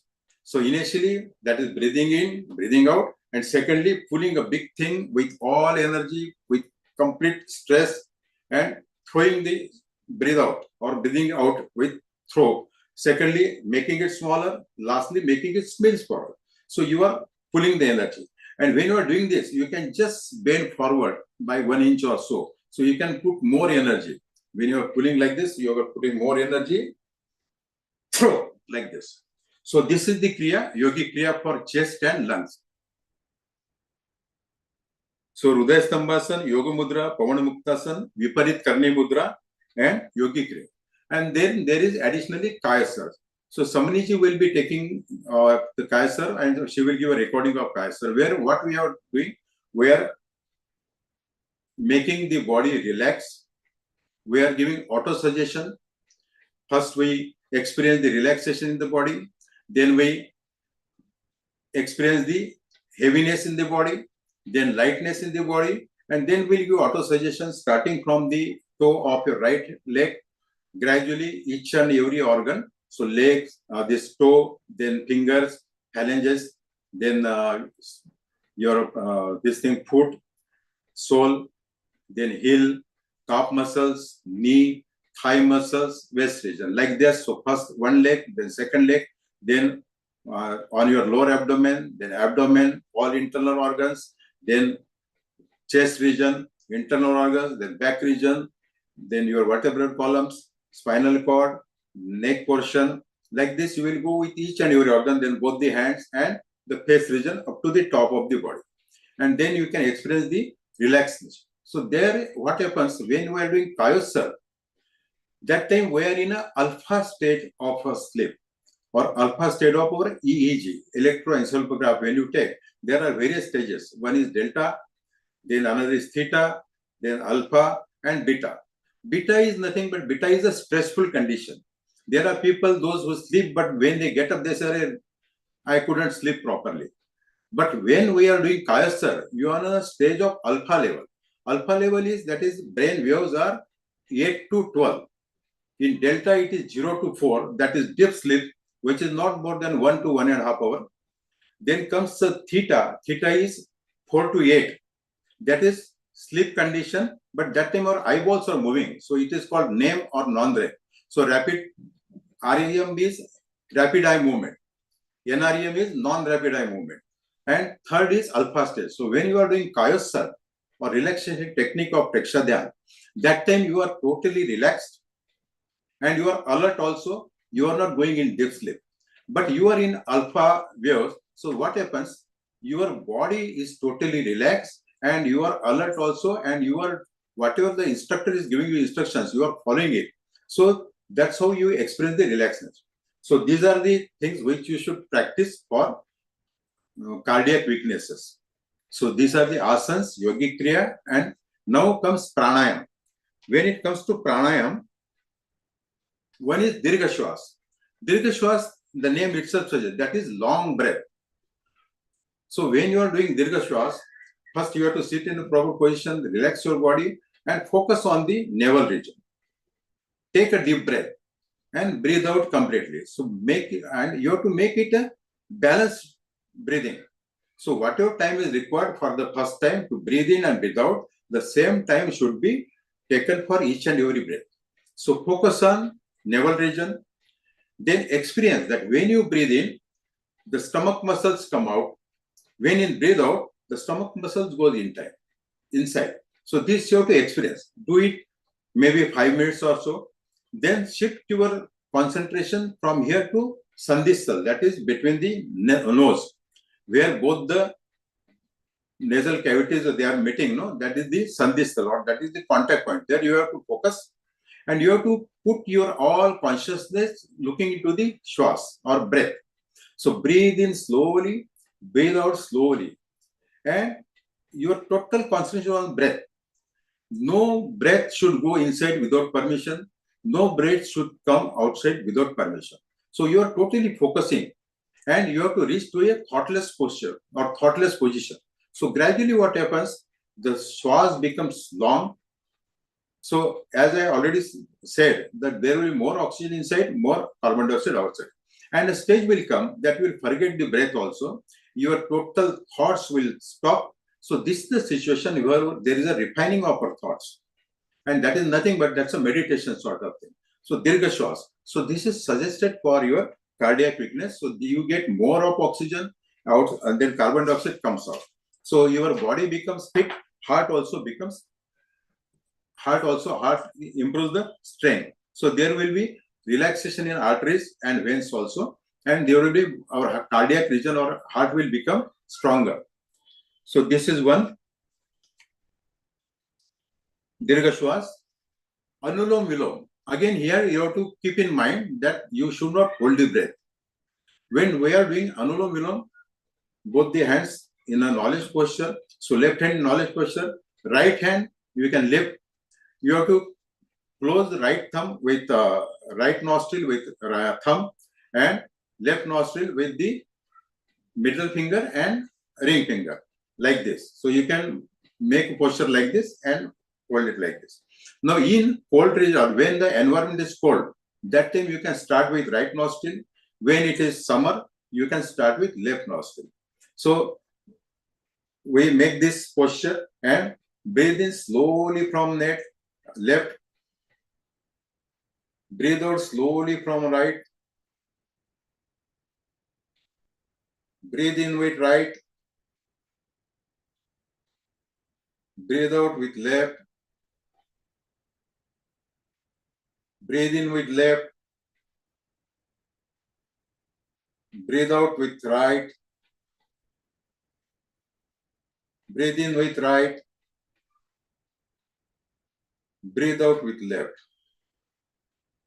So I have done only 2 cycles. So this you can increase 3 cycles, 5 cycles, 7 cycles, like that.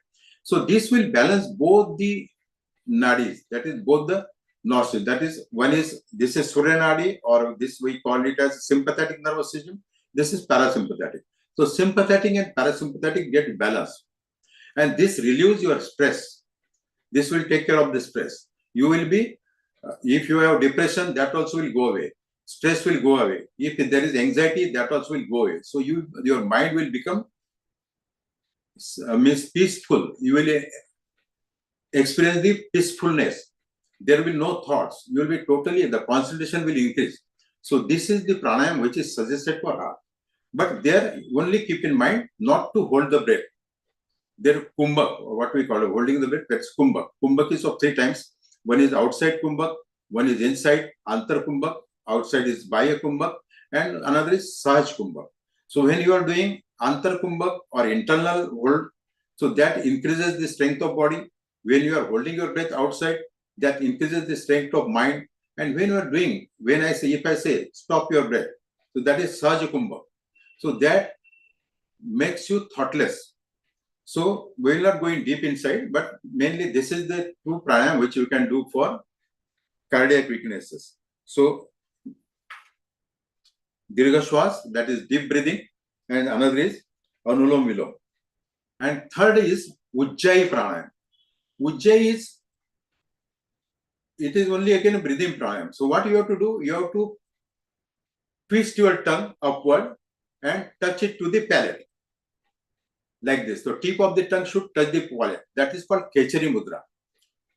And both the hands in a knowledge posture, keep your body straight from waist region to neck region straight.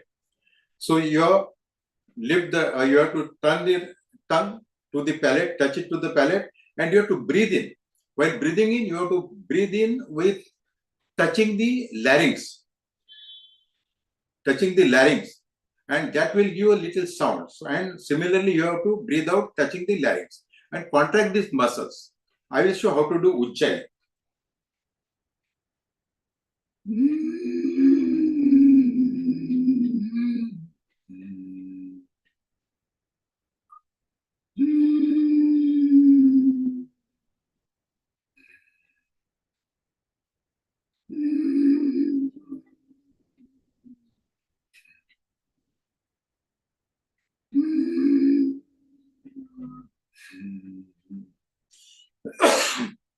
This you can increase gradually. When you do it for the first time, you will get cough. But once you are used to it, then you will not get cough. And there will be a pigeon-like sound will come. As the pigeon makes the sound, when you breathe in, that sound will come. And while breathing out, you have to breathe out, touching the sound box. So that what happens, that makes your sound box strong. This helps in reducing the blood pressure. If you are having a high blood pressure, that reduces the blood pressure. Then that makes your those who are stammering, it can clear the stammering also. Those who are snoring also can reduce. And when you are breathing in like that, there is more circulation of blood. So that helps the heart also, and that helps the heart to become stronger. So these are the asana pranayam we have seen. So this you have to do. Once again, I will repeat.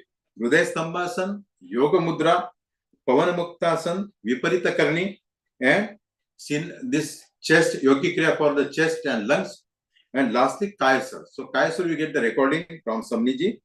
And Pranayam, Dirgha Shwas, Anulom Vilom, without kumbhak or without holding the breath. And Ujjayi Pranayam. So these are the pranayam you can do. And now comes the mudra.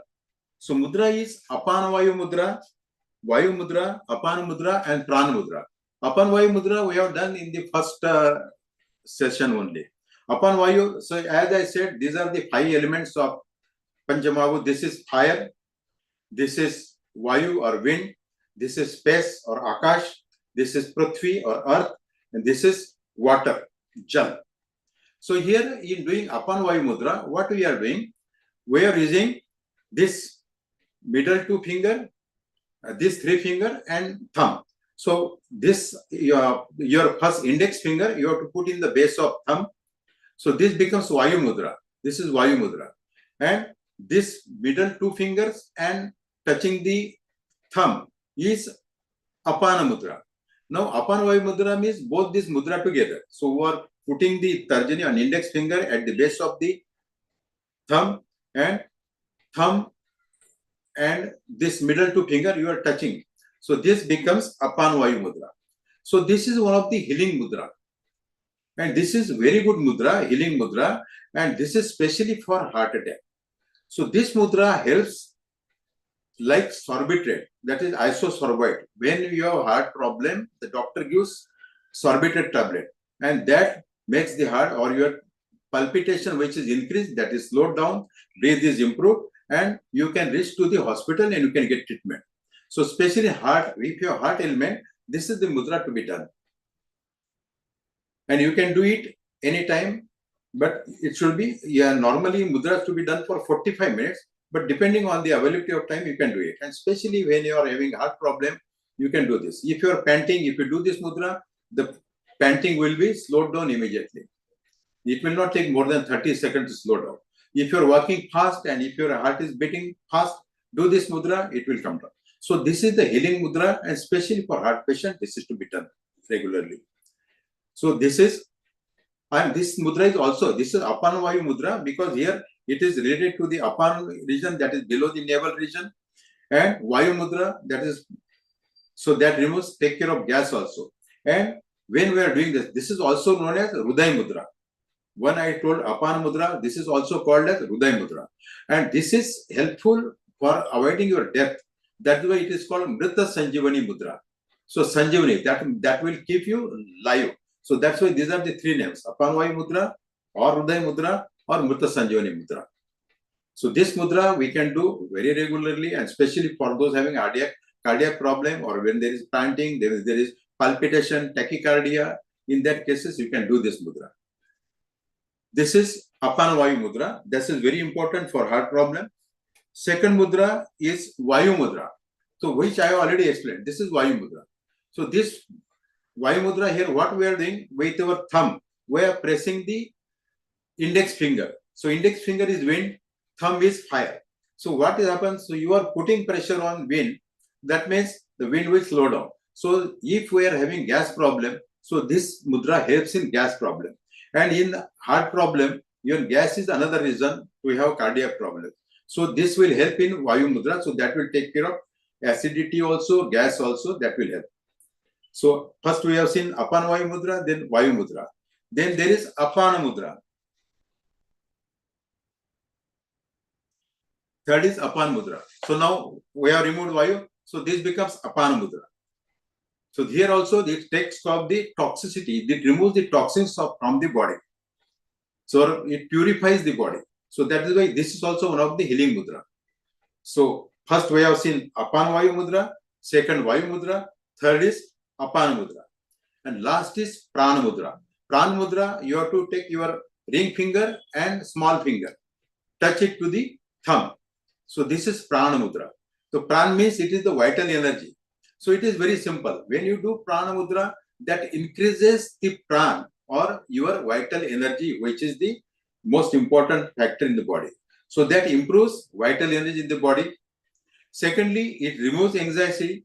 It helps in depression.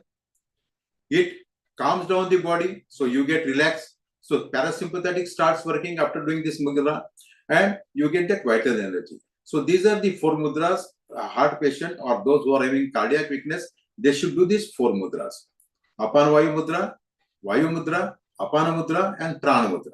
So Prana Mudra name itself suggests that improves the flow of prana in the body. So nervous system becomes strong. So these are the helps in case of these are the mudras which will help for cardiac problem. So these are the things which you need to follow for cardiac weaknesses. So if there is any question, you can ask.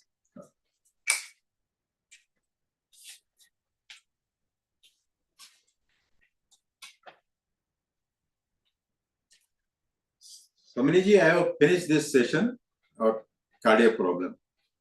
So if there is anything or any questions are there, or otherwise, we can go to the next session.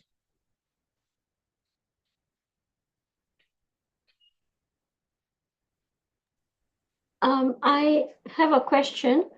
You know, Please. in the second exercise, Yog Mudra that you showed, when you are bending down to put your forehead on the floor, should your legs be still touching your buttock, your hips? That is Yoga Mudra. Yeah. In Yoga Mudra, you have to come to the Vajrasana posture. Yeah, but when you are bending down, should your feet still touch? Can they be lifted up a little bit or no? No, still your legs or feet should be at the ground only. I will show. So I am sitting like this now. So both the legs are touching. Yeah. Even sometimes some people cannot sit in this position. They can cross the legs also. But normally it should be straight. It should be like this, parallel. And you are holding your right hand, left hand with right hand, like this behind. Pull it down and keep your body straight. And when you are bending, bend from the waist region, not from the back. So when you are bending, bend like this. Buttocks will be touching the heels. And try to touch your forehead to the ground. Now normal breathing. And gradually you can lift your hands.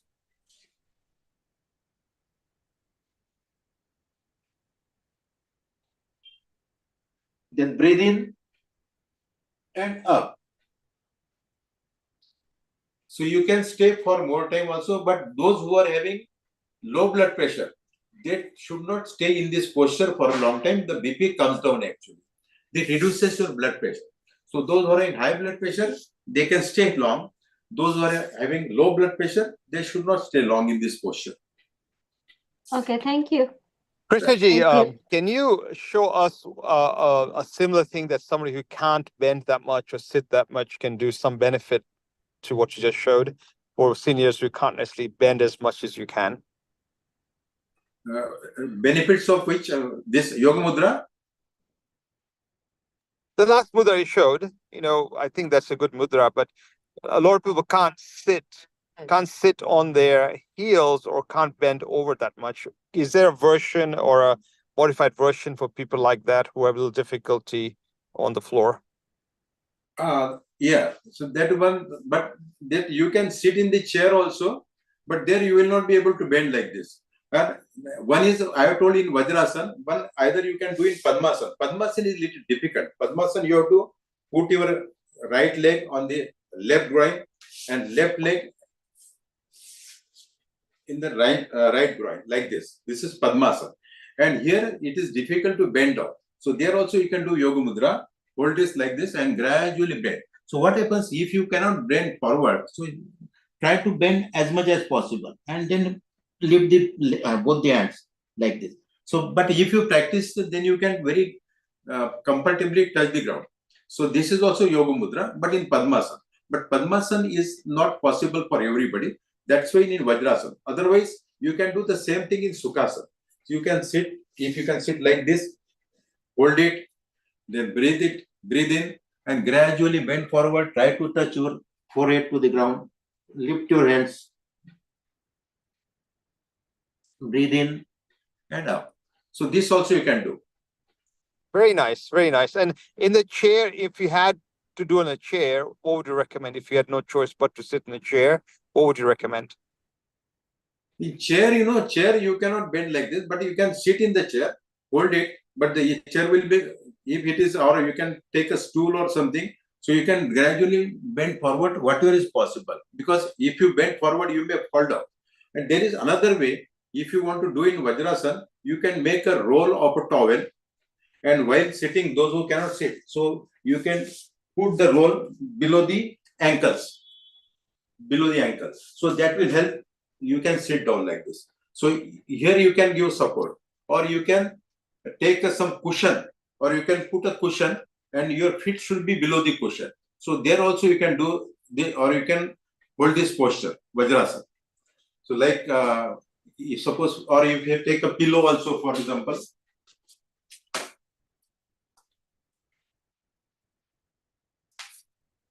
Or you can take a pillow like this and sit like this. So this will not hurt you. You can take the pillow and then you can do this same posture. Oh, very nice. That's a very good tip. So you can take a support. So you can take a pillow or you can take a cushion, and only thing, take care that your feet are below the cushion. So there will not be pressure on the ankle. That way you can do. Very good. Thank you so much. That's really helpful. Hope this will help you all, especially for this cardiac weaknesses. And once you are doing it, gradually you can increase this time also and practice daily. Because yogasan or any postures or anything, if you do for 1 day or 2 days, it will not help. But when we are doing it gradually every day, the graph will be initially flat, but then it will go upward. So body becomes flexible.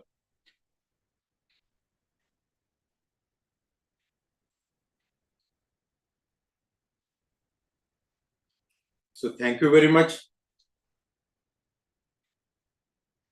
It's time for our meditation. So we have hardly 20 minutes with us to meditate. So thank you, Krishna Deshmukh, for giving wonderful session on yoga part, and you explained very well about the medical benefits. So that is very good. So thank you for joining the session. Yeah.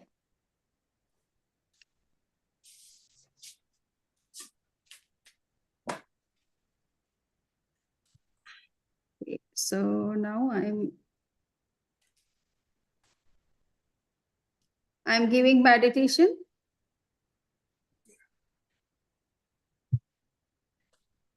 Now we will sit in a comfortable posture with straight backbone and neck, both the hands in the posture of knowledge, touching the tip of the thumb with the tip of the index finger, keeping both the palms on the knee, facing upward sky.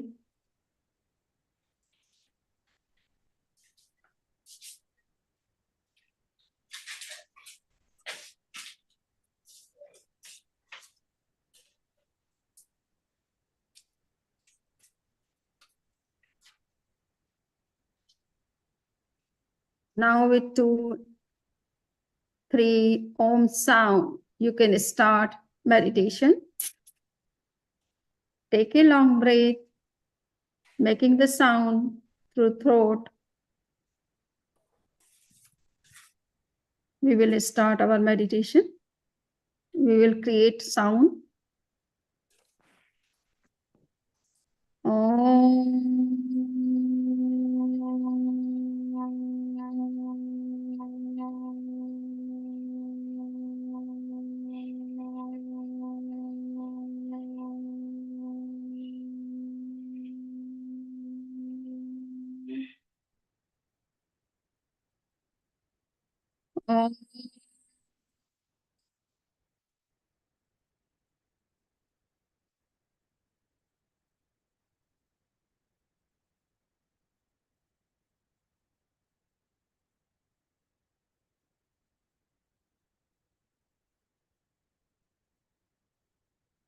Om.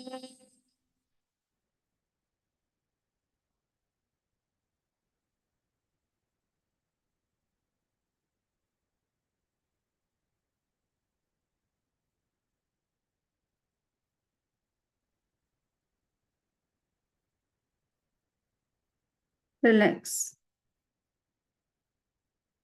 Relax your entire body, mind, and vocal cord.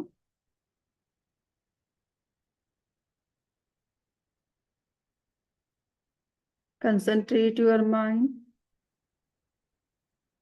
on the big toe of your right leg.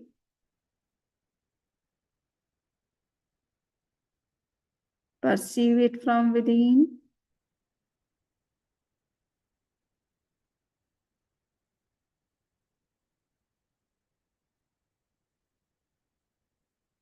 Feel vibrations, sensations, functions of the toe.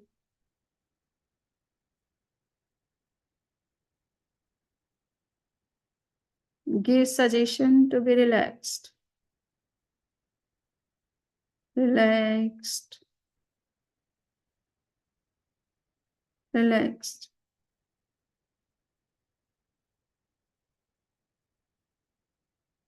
Feel complete relaxation in the toe.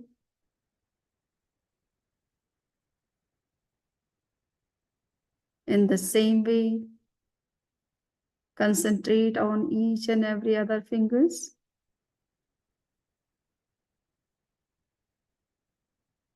Sole part, ankle, calf muscles, knee, thigh up to the hip joints. Give suggestion to be relaxed.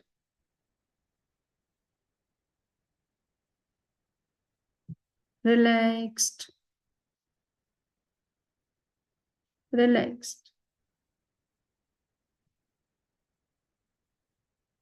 Now feel complete relaxation from toe to hip joints.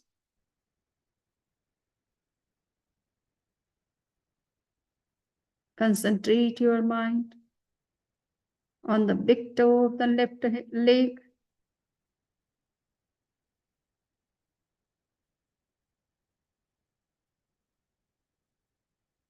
Perceive the toe from within.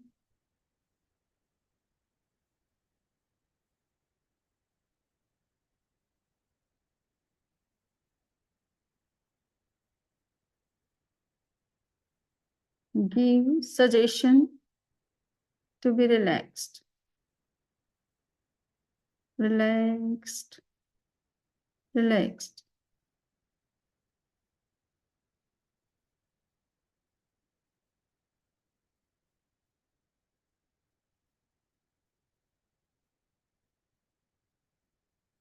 Now concentrate on the each and every finger of the left leg,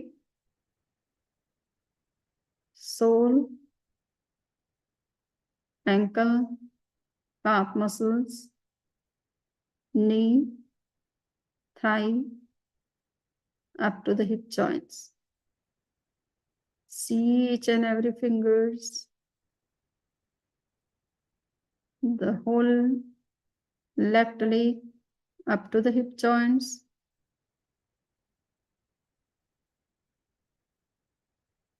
Are getting relaxed. Relaxed. Relaxed. Now feel complete relaxation in the lower part. Concentrate on the middle part. See all the internal organs, including the heart, veins, arteries.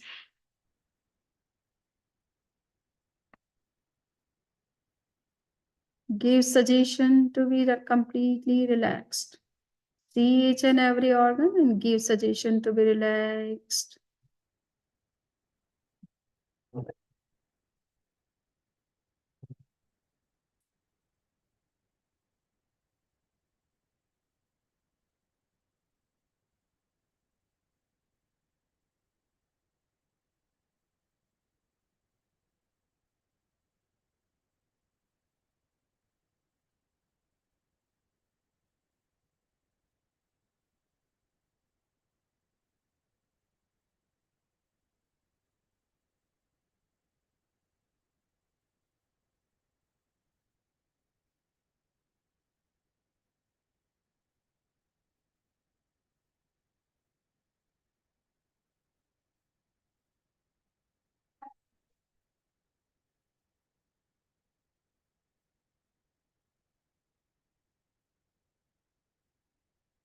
Now feel complete relaxation.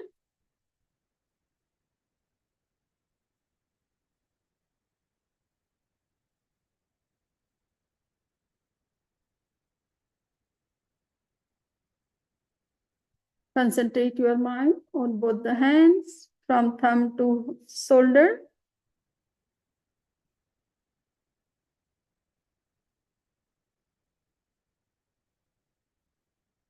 Give suggestion to be relaxed.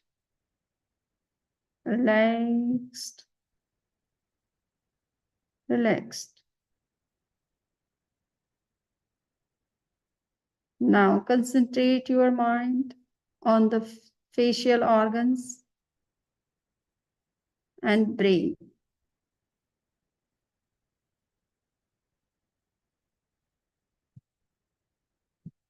Give suggestion to be completely relaxed.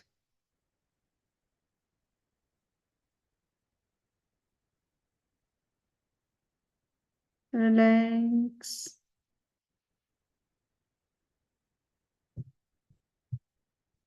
Now we will do first section of breathing. Long and deep breathing. Concentrate your mind on the tip of the nose.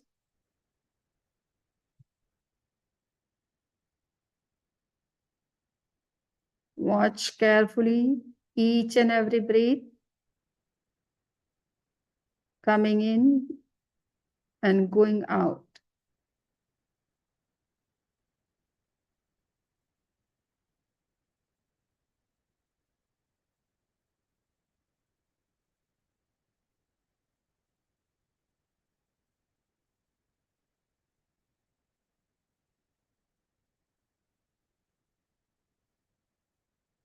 Take a long breath.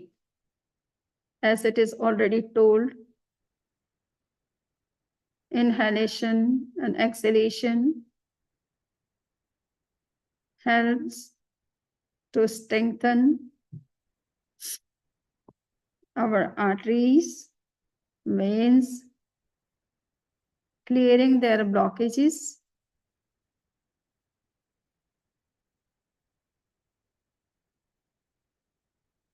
Take a long breath.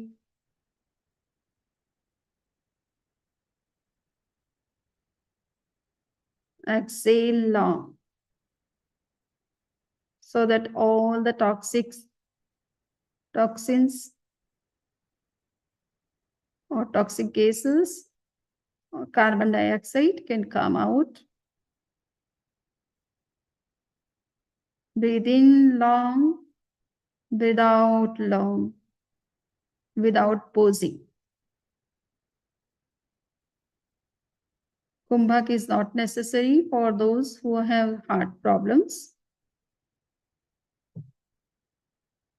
Those who are healthy, they can also hold. Breathe in long and deep. Breathe out long and deep. Keeping attention on the arteries and the veins.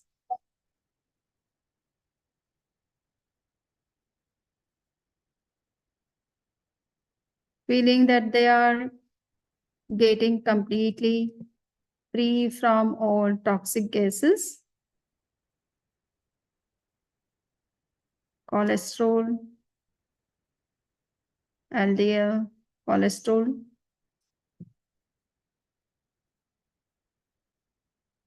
and other blockages.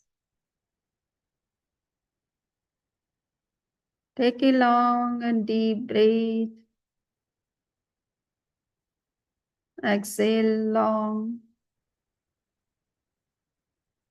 Release all the carbon dioxide and toxins.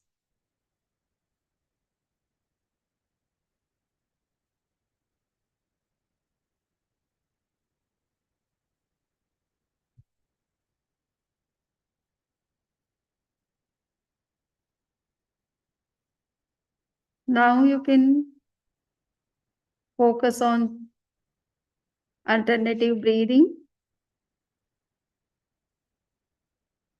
on your own by your own concentration. You can regulate both the nostrils.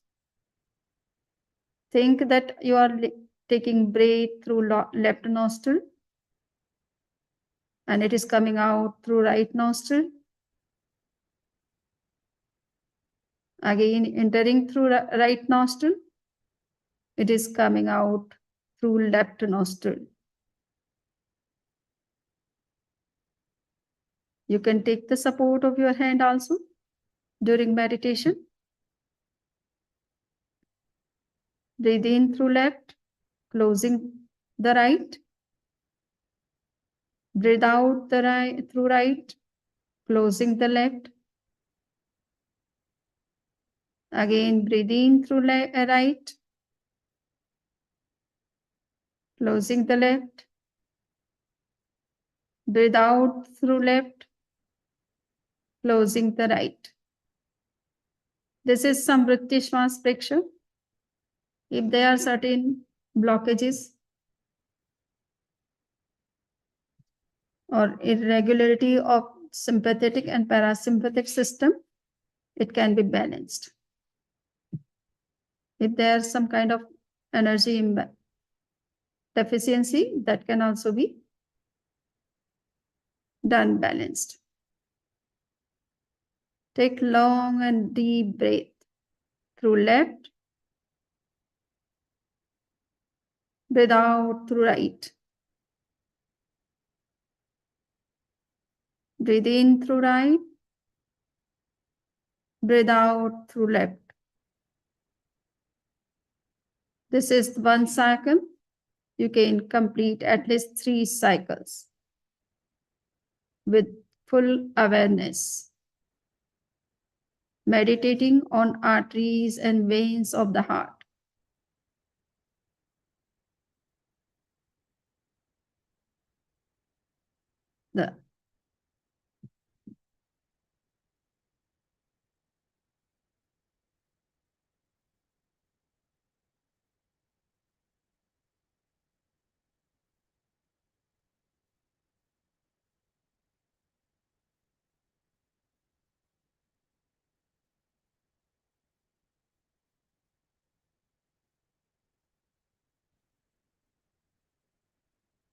Now we will practice anupreksha, that is contemplation for heart.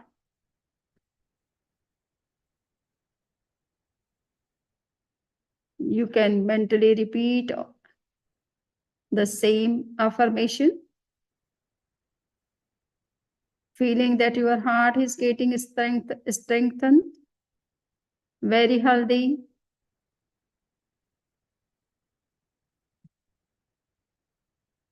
My heart is becoming completely healthy. Concentrate your mind on heart and give suggestion or affirmation to the heart. My heart is completely becoming healthy. My heart is becoming completely healthy. My heart is becoming completely healthy. Repeat this affirmation three times mentally.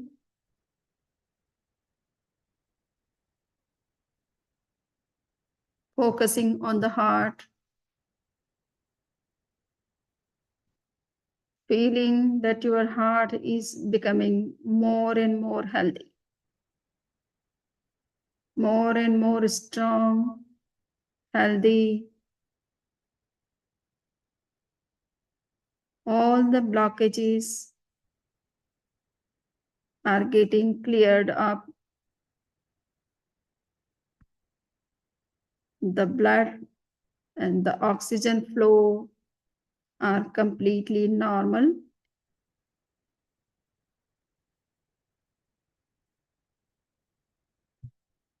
The arteries and the veins are working in a proper way. the heart is working properly.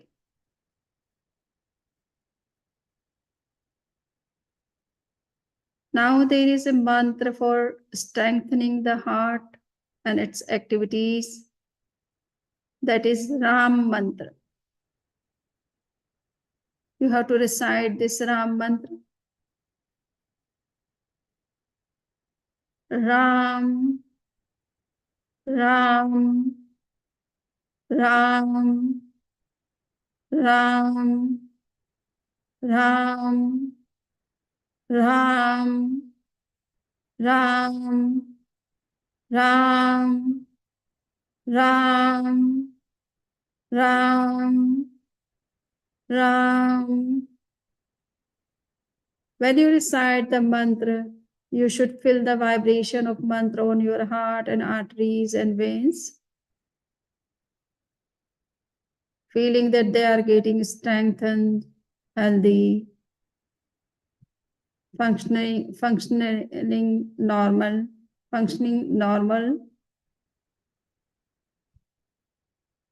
This mantra is also very important, very beneficial for the heart problems.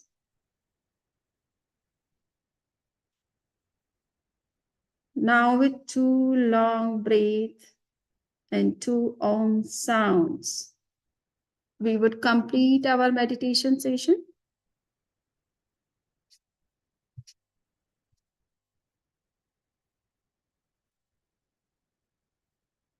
Om.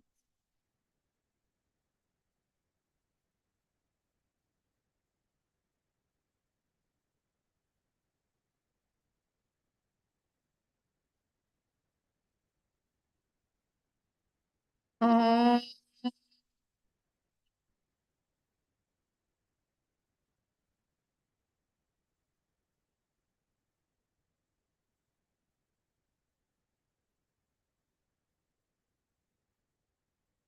Open the eyes.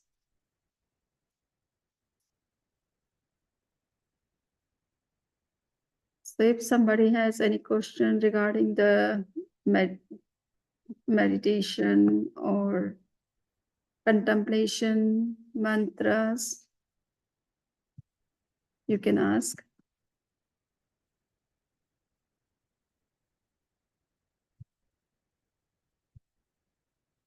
Hopefully everything is clear.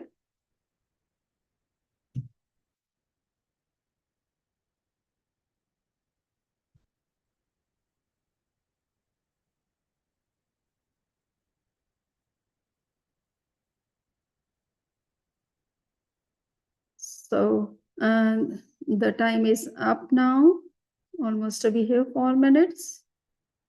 If any question, please let me know.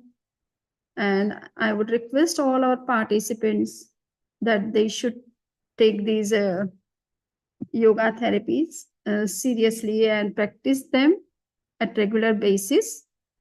And also submit your feedback, your experience. If it is beneficial, good for you, your health, you should give that kind of feedback. Or if it is not working, that kind of feedback you can also give, so that we could come to know how far these therapies are working for in your case, and what kind of other requirements or updates we can add to this kind of therapies. So your feedback is very important for us. Please submit all your feedbacks regarding all the different therapies. Those who have missed the feedback of the first week and second and third, they can have time to submit that also.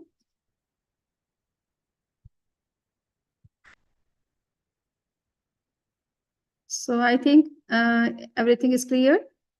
Nothing is to ask. Yes. So with this, we will conclude our session.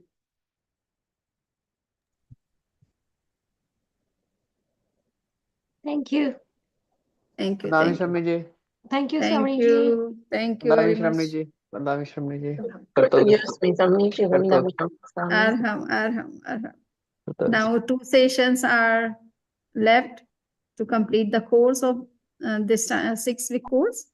We have around 50 types of yoga packages for different physical, mental, emotional issues.